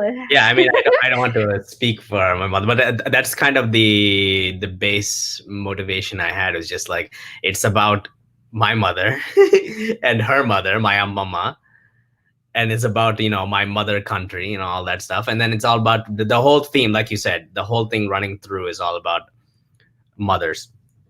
I think that's the main theme. I mean, there's also obviously lots of nuances and issues we go into, but that's, like you said, the sum up that it's and that's why the shot at the end, I actually forgot that I was in there now, but the shot of my grandmother and then my mother and my sister Yes. together, that was The most important to beautiful me. shot. That was important to me to include, because it's I think it sums it up. And actually, yeah, it's so amazing also, you being a son connecting at that level, because really it is not so easy. I mean, I have seen it, like, for boys to really connect emotionally, or to kind of understand these deeper feelings, or even to acknowledge that they exist. It's so I've seen this, like, men find it so difficult to just allow emotions or even understand emotions. They're constantly shutting it out. And at so many points through the documentary, there was this mention of how men are in general irresponsible towards participating in, nourishing, nurturing society or children. Like, they're so like, and in a way the situation is such that men are just allowed to be and do what they want, and ultimately the onus is all on girls and women. And another really beautiful thing that I found was the way you kind of divided like the 4 stages of a woman's life. It really I love that spin also, because a lot of times in so-called shastras and everything, we talk about the 4 stages, and always spirituality is centered around men, and the male figure, and oh gosh, it's so important for them to get moksha and everything, and women are usually out of the narrative. And I loved it the way you kind of literally you took like real life stories, and they were so raw. I was like, you're so brave to show a lot of those things that they said, because it is true. Like, we do go and visit and listen to stories, and then we are often not able to do as much as we like to, but to kind of show also that part, I mean, it's very brave of you to kind of just show it all that to moment you're everyone. talking about. I think Yeah, I was like, wow. that's the most for me, that was the best moment while I was there, because it is true. I mean, it's true, because I have to acknowledge the kind of privilege and stereotype of someone who, it's a standard trope. It's a standard trope of American Indians who, or anyone, immigrants who grow up in another country, and they want to rediscover their roots, and they feel like it's a spiritual journey for themselves, and it's gonna benefit them, and they're going to go and discover what it likes to be Indian and everything. And that it's really self-absorbed and egotistic, I think.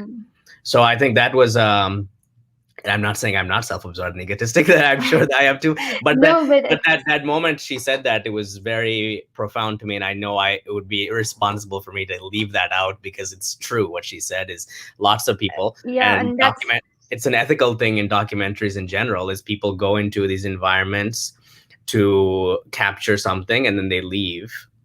Yeah. And that's why we wanted to, that my goal, I think filmmaking sometimes is a very self-absorbed art because it's all about creating something for entertainment, whatever.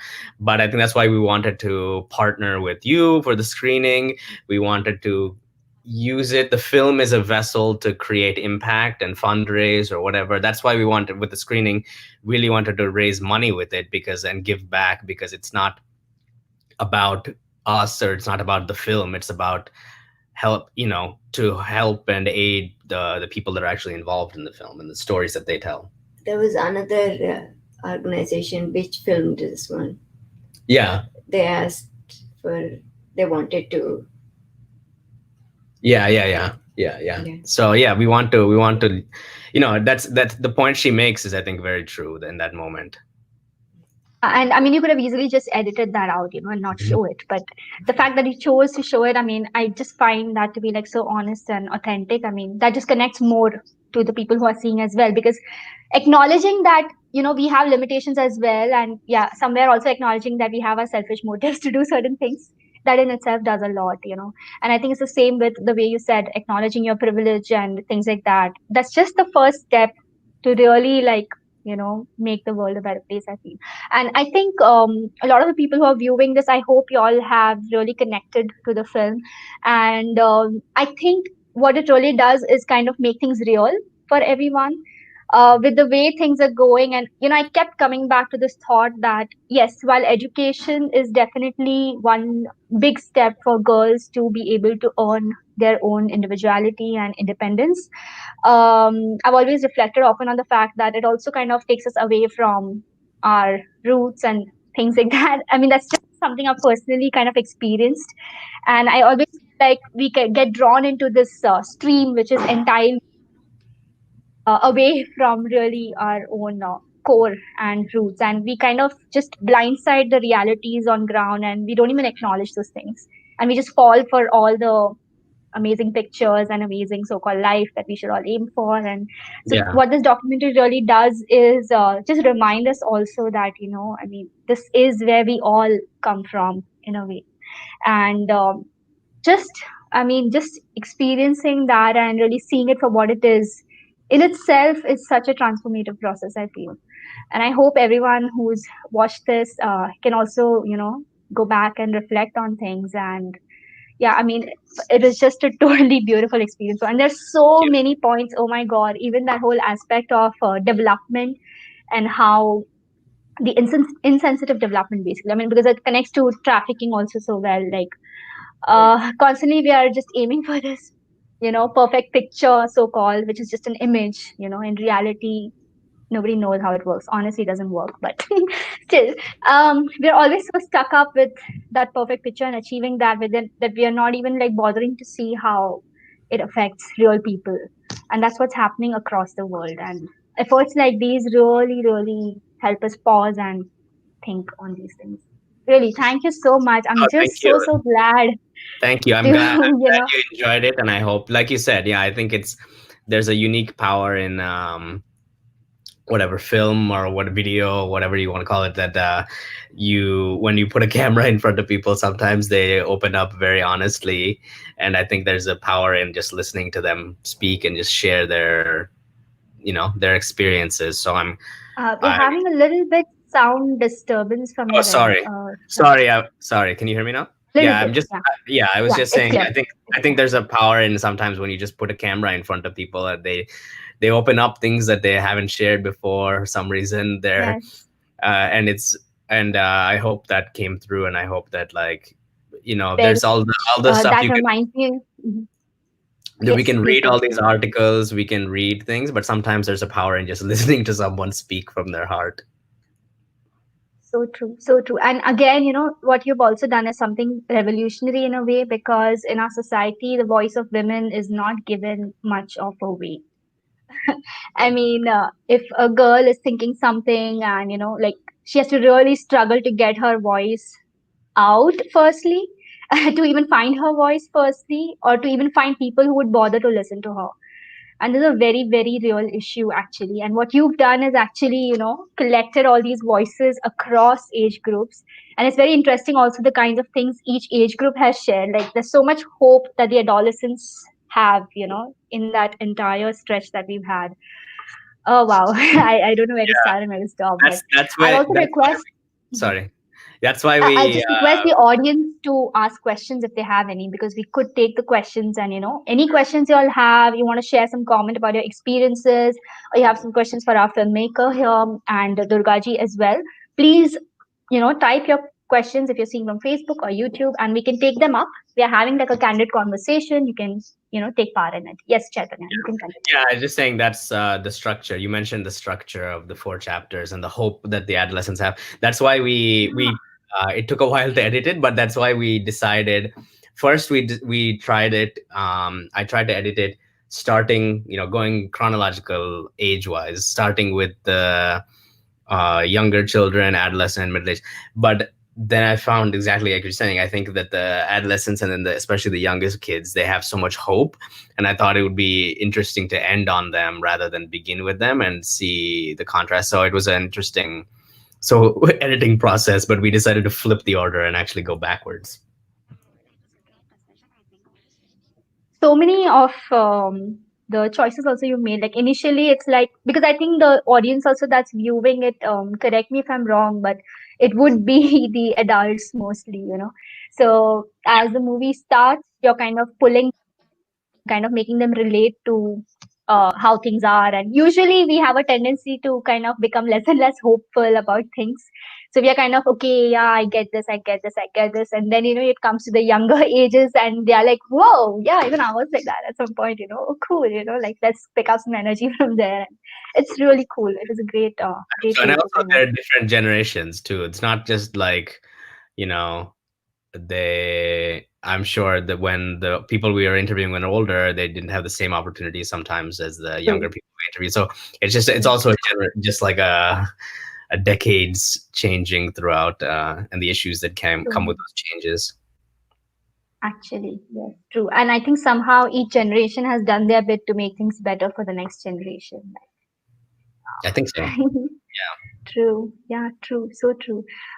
Wow. Any questions from audience? We have a lot of comments actually, and yeah, I mean, especially the songs that the girls sang. Especially that one song. I was literally thinking, yeah, I would love to end on that note and kind of replay the trailer or something. But then I'm so glad he even ended the movie on that note, with her song. She was fantastic. Yeah, that school that we filmed in, it was just it was just great. Yeah, that was in Pattisima near Godavari, and like the whole school, they were all so great. The teacher, the head mistress who she's in the film, that she was so helpful. And yes, that one girl, everyone kept telling me the whole day. I filmed there for one full day, and then I think I went back again for a half a day, but they kept telling me, you have to listen to her sing, you have to listen to her. And I was like, okay. And then at the end of the day, it was the last thing I filmed. The sun was about to go down, and I thought, okay, the sunset is perfect right here. Just if you stand right here, the sun is going to be on you. And she did that, and she was very shy. And that's why at the end, when she runs out of the shot.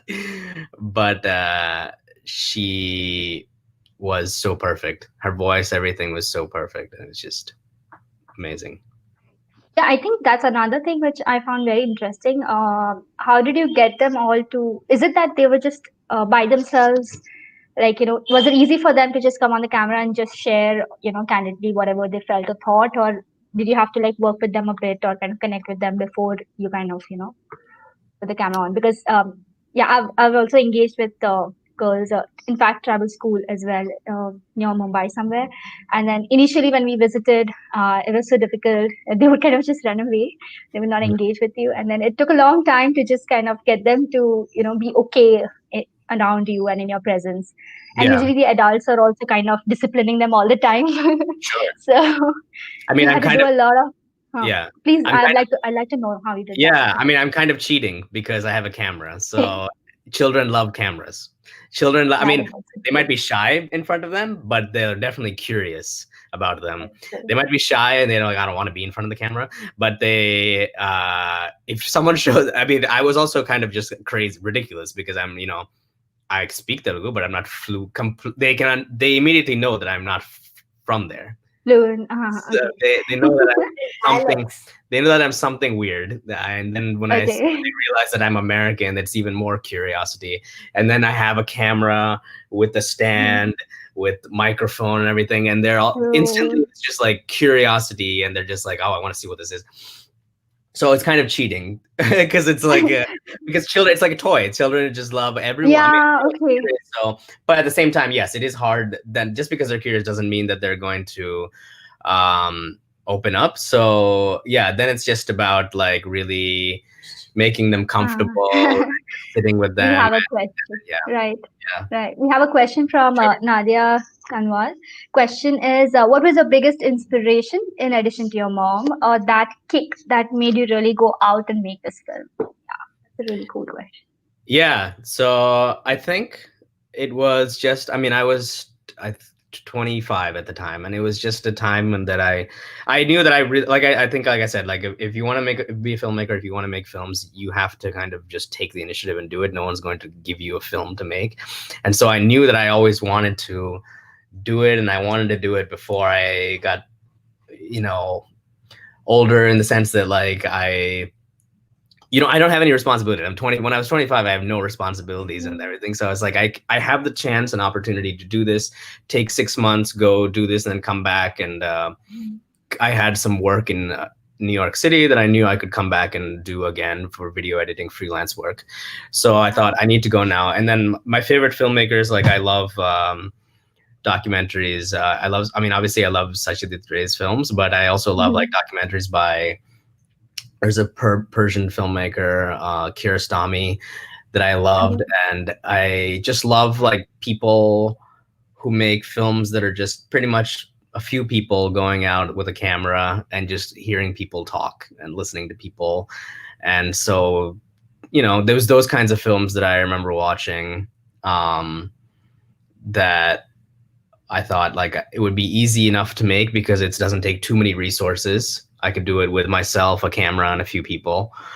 And I just thought, you know, I want to connect with people. And I also thought, you know, like a lot of people, again, at that age, like a lot of people go to, when you want to do films, you can go to additional schooling or whatever, or do a thesis film, or spend thousands of dollars to go to graduate school or whatever. And I thought, rather than do all that, why don't I just do this? And it'll be my own little class for myself. And I learned from so many people in India. Just all the people I interviewed taught me something about how to interview people. All the people I worked with who on NGOs and all the organizations that I connected with taught me something, you know? So I just thought, sorry, that was a long answer, but I just thought that's all right. It would be a perfect opportunity to do something simple and doable with a camera. And you know, with digital filmmaking, it's just so easy to go out with one camera and make a film.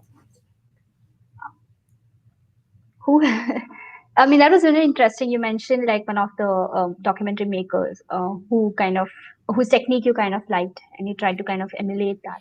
Can you repeat the name of it? I didn't catch it. Yeah, he it was more his just feature films. His name is Abbas Kiarostami, Kiarostami. He passed away, but his films, and this Japanese filmmaker named Ozu, they're not documentary filmmakers, but they film in such a way that it's just a camera doesn't move on one person, and they like talk in feature. It's stories, they're screenwritten, but like I just thought that style, I love that style, and it's so simple, and it seems like simple, but I thought, you know, that's something that that you could try and experiment with.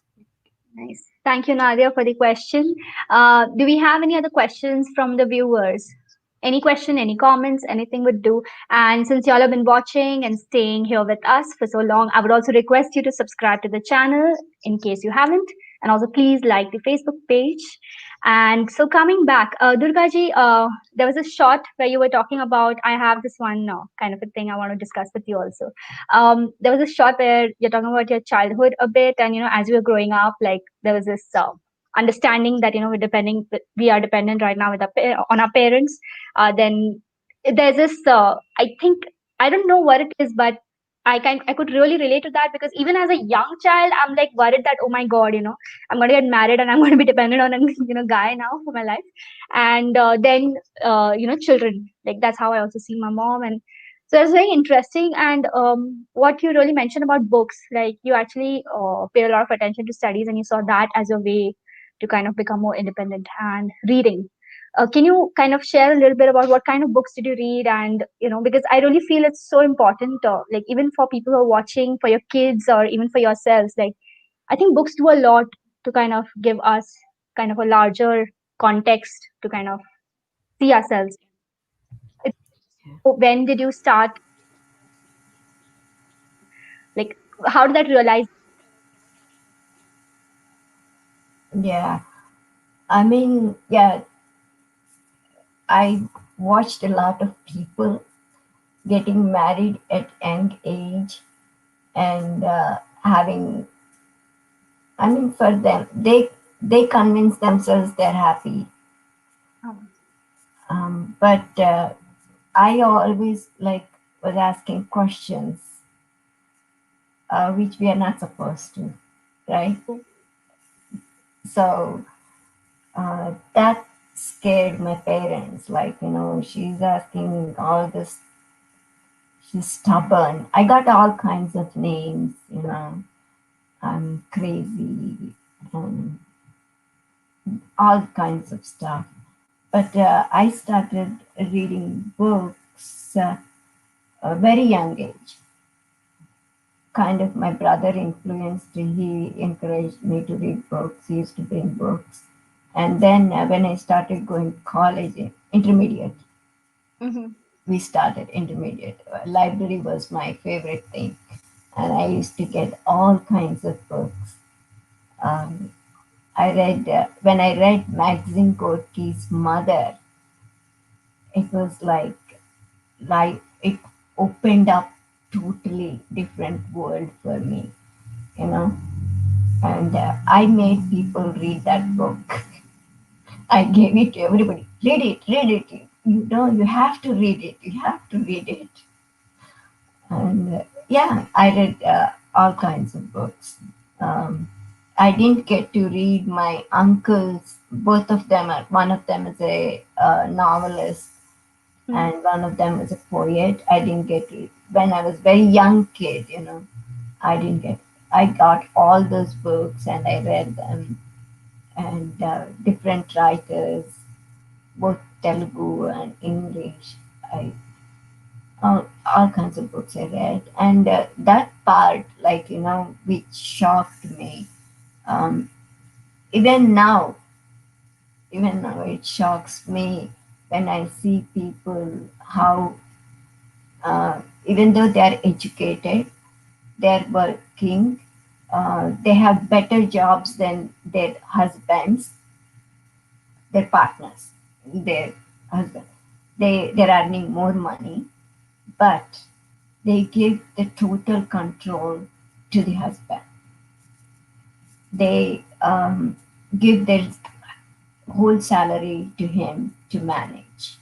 And that guy gives them their money, pocket money, for every month to go to the salon or to go to do something. I have a lot of people like that in our families. And I watched friends and everybody. So that makes me surprised. Even now in this age also, we are still living like, you said that education takes away, like, what is it teaching? I mean, yeah, girls should get education. Everybody should get education, not just girls. All of us need education. But that needs to change also. Education system also needs to change.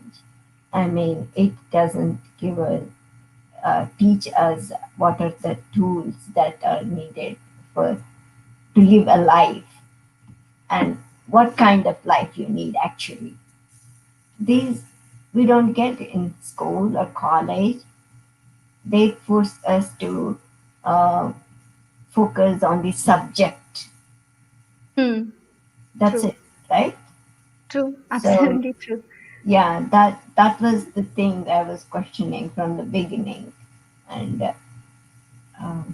my mom used to say, "Don't question." There is a doctor who delivers so many people. She wears Mangalsutra. She does everything traditionally. She's not asking questions. She's a doctor. Why are you asking these questions? She went to good college and got her education. She's doing her job. She got married. She has kids. Everything. Why are you questioning? You did not question. I mean, that was there, but it doesn't stop. I mean, yeah. Even now, I question. Like, Yeah. And I think many times when we also question things or when we're talking about things, oh wow, there's another question from Nadia ji, but I'll just finish saying this. When we're talking to anyone, they kind of tend to take it personally that we're kind of targeting them and kind of blaming them for it. But I yeah, don't think that's ever the point. Like the point is to yes, first just that's what listen, we were just talking. let me just get this out and just listen. Just to get someone to listen to what you're thinking, you're feeling, or whatever, like without taking it personally. And I think it happens to us also when someone's telling us something, we tend to take things more personally. But it's so important and so difficult to kind of have these conversations more healthily or even, without taking things personally. So, wow, that's a great point you raised. And I can relate totally to my own experiences with mom. So, thank you Yeah. for sharing that. We'll take Nadaji's question. That question is for Durgaji now. As a woman, wife, mother in our culture, what was that one value that you instilled for him to recognize and do something for these girls? Men like him are rare in our society, and I agree. Absolutely agree. Yeah. There've been some. Yeah. What does Durgaji have to say for this? I mean, uh, when when I had him, I decided that I'm going to raise him differently. He's not going to be like everybody. I mean, I used to talk to him about everything. I, when he was a kid, I enjoyed him. I enjoyed every single moment with him.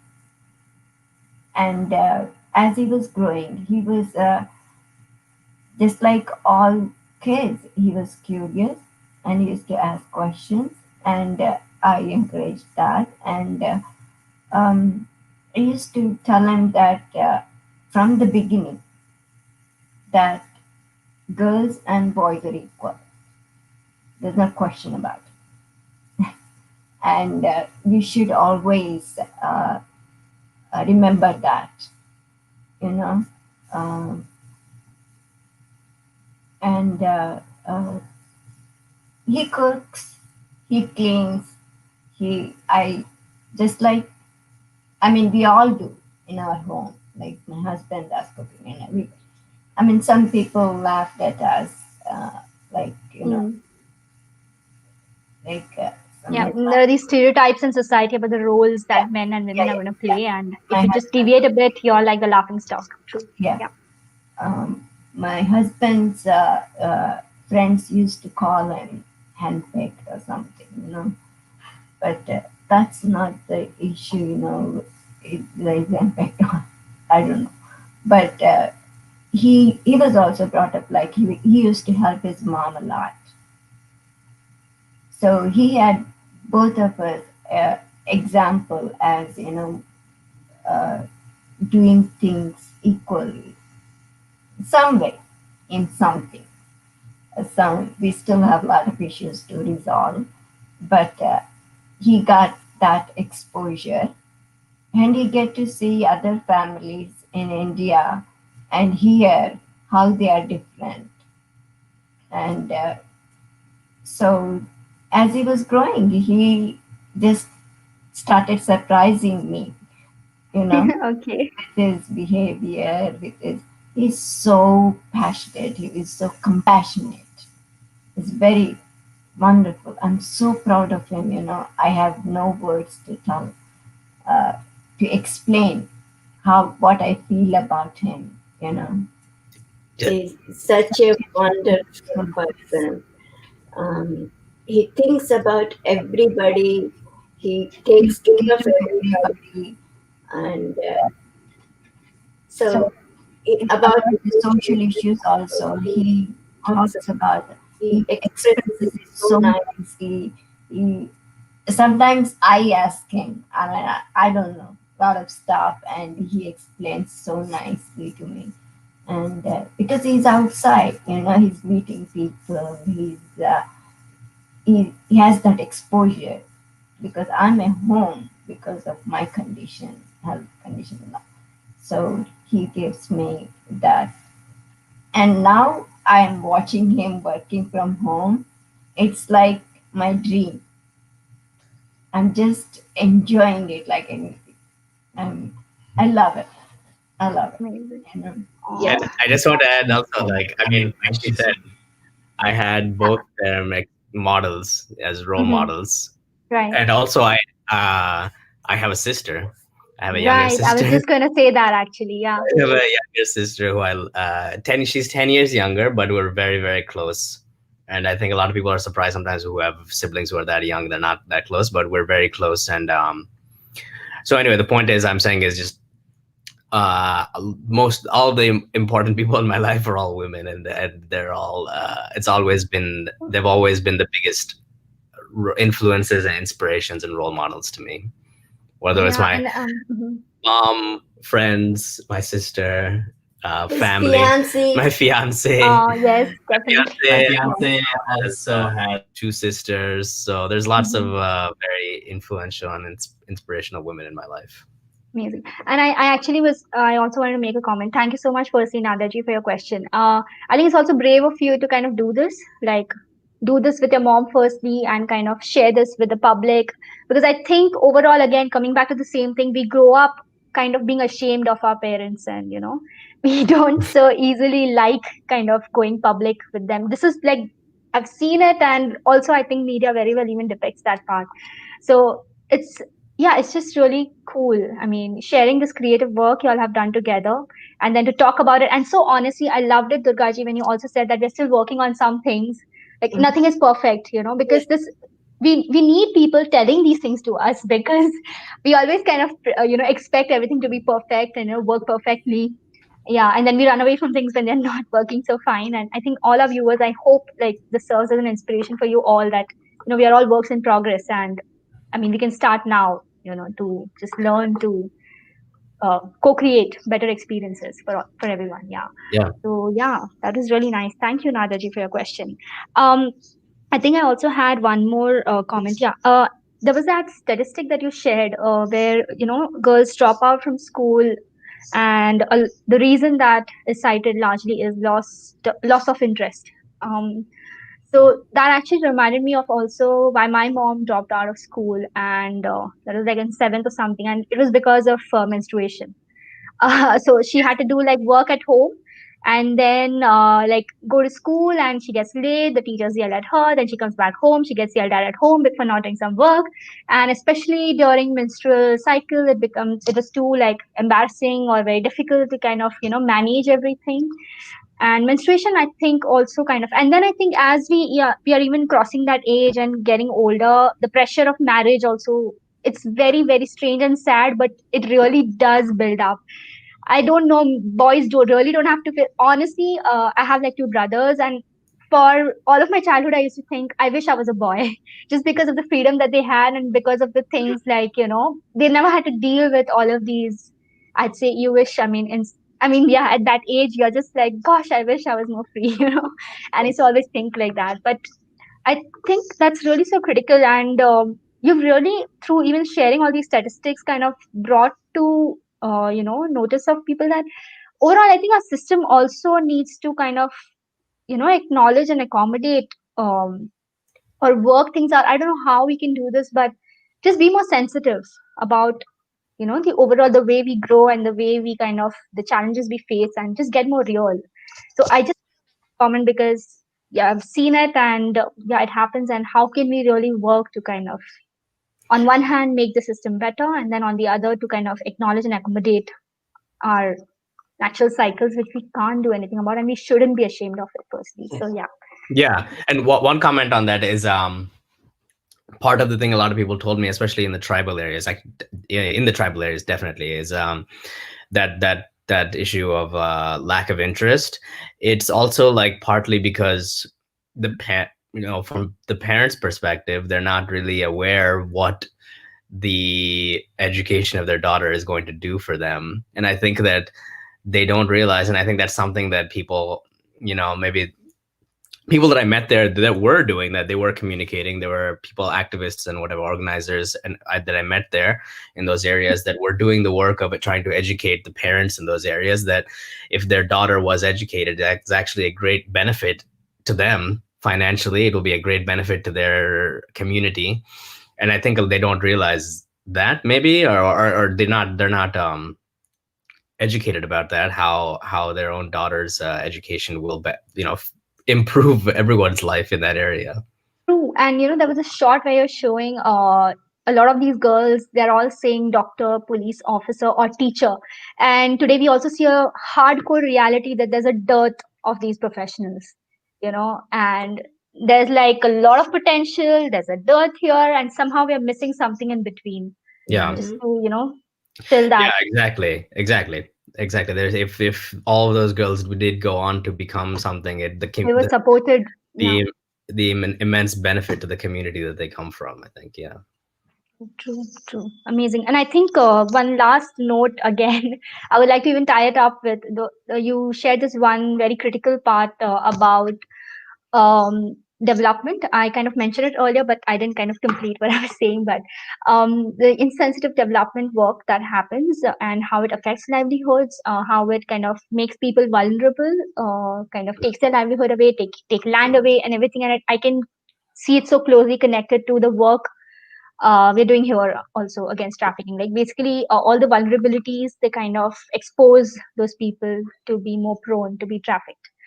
Sometimes in the name of migration, and of course we're working more on right trafficking, so again marriage and everything, it all just ties up. So it's so critical again to kind of and today we are also seeing a lot of natural disaster backlash that we're seeing to the insensitive development work that goes on. I really loved it that you made that point. And I think there was this one comment also from, sorry, I missed the name, but she made a comment something like there are these SHGs, and the idea was to make women financially independent. Yeah. But in the end, the onus and the responsibility kind of ends up, on them. Yes. Like men are easily still just drinking and doing what they want. And in the end, it's the women who are kind of, carrying the weight, the burden of the family. So I don't know how it connects or what, but I really just wanted to make this point that if you can just discuss a little bit more on what are your thoughts on this. And I again don't know where we are going. Even today, I don't see anything happening to kind of there's a lot of thinking to be done at policy level as well. But any comments, experiences, or anything you have kind of come across, it would be nice to know. Yeah, yes. Thank you. I'm glad you. Can you hear me? Okay. Yes, I can hear you now. Yeah. Okay. Yeah. Thank you for that comment. I am glad you liked that, because I was debating whether to include that whole section or not, because it's kind of, in some ways, I guess people can see it as it's not totally related to the main topic. It's about industrialization, globalization, but I think it is connected, like you're saying. I think it's very deeply connected. And the woman you mentioned who was interviewed, her name is Satyavati Kondaviti, who's a feminist writer, and she makes that point that globalization and industrialization, inequality, all those things affect women more in the, so I think it is deeply connected. And on the topic of those SAGs or the Walker or the groups or the microfinancing, I mean, I think there's a lot of complex things there. I don't want to delve into like the specifics because I'm not too familiar with like the policy level stuff. But I think generally I would say that I think the main issue that affects anything and any culture and anything is just rampant capitalism. And I think that that's the main. You actually nailed it. I think that's the main issue. I don't want to get too off topic, but the main issue in this film, but also what's happening with right now with the COVID-19 pandemic across the world, whether it's in places like America, America should be on top of it, and we should be lowest in COVID deaths, but we're not because of capitalist motivations that are just destroying in our country. So I think the main problem always, unfortunately, comes down to capitalism, and I think that's what that sequence was. I was trying to show in that, or with the sequence of the industrialization and the, and I think that the excess and the greed and like that overconsumption, the development without overdevelopment. Yeah, the development without, I guess. The development without considering where you're developing and how it's going to affect those people and how the displacement that it's going to happen and things like that. Yeah, it just creates a whole butterfly effect of problems that go ripple effects. True, and we're always just working on the symptoms and never at the root. Yeah. I mean, they're always doing so many philanthropic activities and everything. The whole world is like, oh, we are helping you and doing this, doing that. Just stop creating the problem. So that's so true. Thank you for kind of raising that because, I'm still so hopeful. Yes, Durgaji, please. Because globalization, how it affects women, because a lot of families move from villages to cities to find work, right? And after coming there, what happens? I mean, men work, women, both of them work. Men, after working, go to alcohol shops, spend their money. And woman, she works outside. She has to work at home, take care of her kids. The whole responsibility falls on her, whether she's in village or whether she's in city or anywhere. That's the situation, You go and see anywhere. This is what's happening. Hope like even our viewers can really relate it to, and if y'all have alternate experiences, it would be nice. At any point, please drop us comments. Like you can continue to see this video again and again on the same links. Yeah, it would be nice to know. That's very true, Durgaji. I mean, irrespective of education, not education, rural, urban, the basic gender roles are still very strongly prevalent, and it's very, very rare. And I think it takes a lot of conscious effort, and it's not just effort from one side. It's like, an effort from a community, and firstly starting like from an effort from both the sides, the men and the women getting together to co-create a better experience. And unless that happens, we're just going to continue this cycle for long. Yeah. So yeah, that's true. Thank you so much. Wow, I've just thoroughly enjoyed this. We are almost touching 2 hours now. I didn't even realize where the minutes flew. I don't know. But I'm so glad you all took out time and, woke up early for this. I know in the US it's morning. Yeah. Thank you. Thank you so much for doing this. Really enjoyed this. We want this documentary to be shown to more and more people through organizations like this. And before this also one organization came forward. They just saw the his preview trailer where they were searching for some documentary to show for their organization, and they asked him, can we use it? And he said, fine, that's why I made it, you go ahead and use it. So amazing. So that more and more people need to watch it. And I reached it with some people, and maybe they didn't like the things that we have shown. They didn't come forward. They help people. They help all kinds of people. Yeah. I reached to them, and they didn't like some parts, like Yeah, I was curious about that. Yeah. attacking politics or something. So they didn't like that. So they didn't show interest. These are fun. Yeah, actually, Well, that's the yes, Chai. that's the globalization section. That's what I was trying to say, is that some people don't like that section because it's like you said, it's attacking the root of the problem or attacking the problem. And I think that some people are okay with saying, okay, yes, we acknowledge there's social issues, there's whatever charity we'll do and stuff, but if you go a step further, and it's too much for some It's people. like, they don't want to accept the responsibility. I mean, they don't want to. They don't want to acknowledge that they have a privilege that others don't, and they are a part of the problem. So, yeah, and I think even I'm a little bit of the problem. All of us, yeah.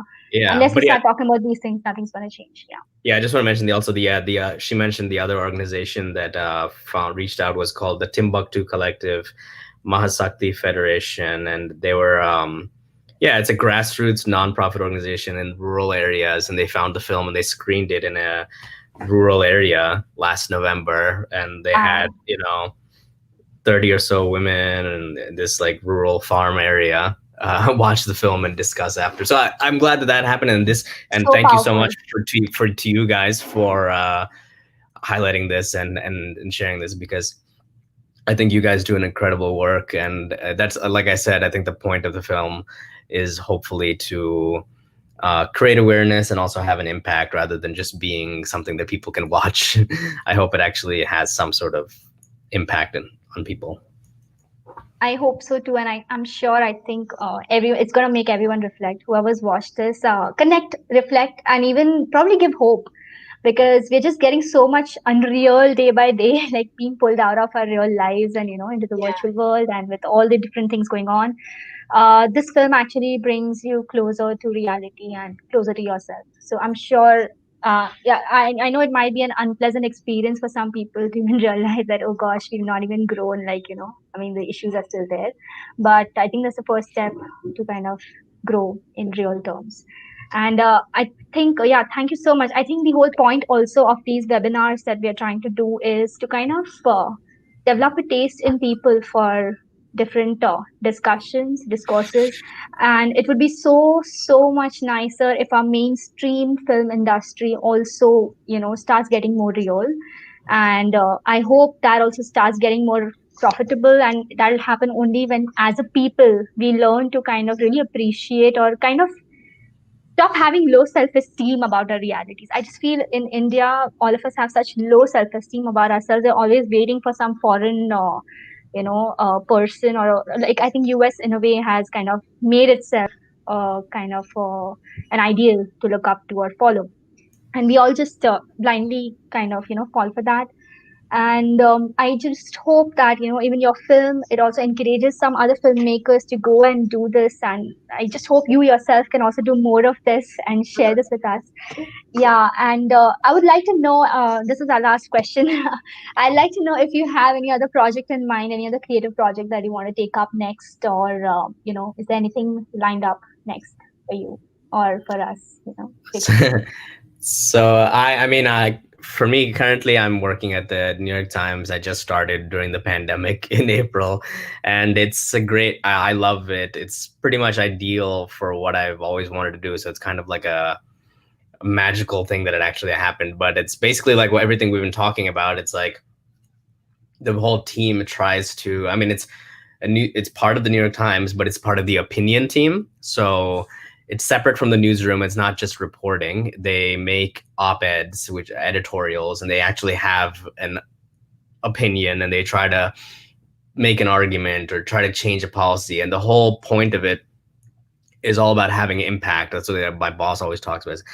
What impact will this video have? And it's very targeted. We try to change like corporate policies or try to pass a law. And so I'm working there now. And I do want to make some sort of other project eventually. I'm I don't have any ideas right now, but I would love to We'll stay tuned. I would love to work on something again like that. That's amazing. That's amazing. Thank you so much. And I think, yeah, it's so amazing to know that New York Times is also kind of using the power they have to kind of try to make an impact. And I think anyone out there, if you really have the privilege or the power to do things, like, I think first step, just lend a voice to those who are not heard. And next step, anything else you can do. Like, I think in every profession we are all working in, we can make things better. So thank you so much, and stay tuned. We are going to continue the series of webinars, and we hope we can, come back with a lot more interesting discussions. And y'all can write to us on, Empower People, mail at empowerpeople.org.in if y'all have some ideas, y'all want to take things up. If you want to come and kind of, share your talk, but of course we'll have a discussion about it first. And thank you once again, Chai and Durga ji, because I've just enjoyed this so much personally. Thank you so much. It was been a a lot of great fun. experience for me, and I thank Empower People also for creating this platform. Yeah. And Thank you very much. Thank you. Yeah, and Thank you. we all hope that we can work together to make things better. And even trafficking is like a huge issue for anyone who's watching this. Slavery still exists today, and we are all a part of it in some way. So first step is just become aware, and let's do our bit, and do our bit for the people who really it affects us also unhealthily.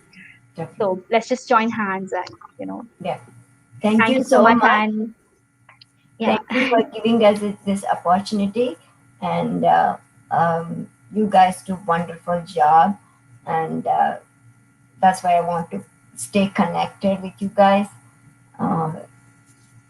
Hopefully, we'll meet soon. Yes, looking forward to that. Yeah. I would request everyone to please stay back for a 2-minute video we're going to play now. It will give you like an insight into the work that Empower People is doing. And thank you for your time. It was amazing. We've crossed 2 hours now, and I salute everyone who's stayed with us through this session. Take care. Have a great evening. Almost all of us want to do something for the larger society and try to give back to our people. But we all have limitations. We see and feel for people in difficult circumstances, and we also know that the lives of people living in extreme poverty and in difficult conditions are inevitably bound with our own lives and identities. Let's come together, speak your mind, share your ideas, and together we can work to improve the lives of people in need. Join us for online meetings. Let's discuss and plan the way forward. As shall you use your expertise, so shall others, and together we can truly make a difference. Our target is to rescue women in slavery, women who are bought and sold like products in the market for the purpose of marriage. Women who are then mistreated and abandoned to their own devices due to lack of support from the family, the community, and society at large. They constitute a new generation of the oppressed. A denial of their basic human rights is the biggest threat to our development and sustainability as a species. As a first step, simply come and register at our website www.empowerpeople.in. Our team will get in touch with you. We look forward to seeing you join hands, hearts and minds with us. Add in your bit to keep the flame of compassion, service and humanity alive.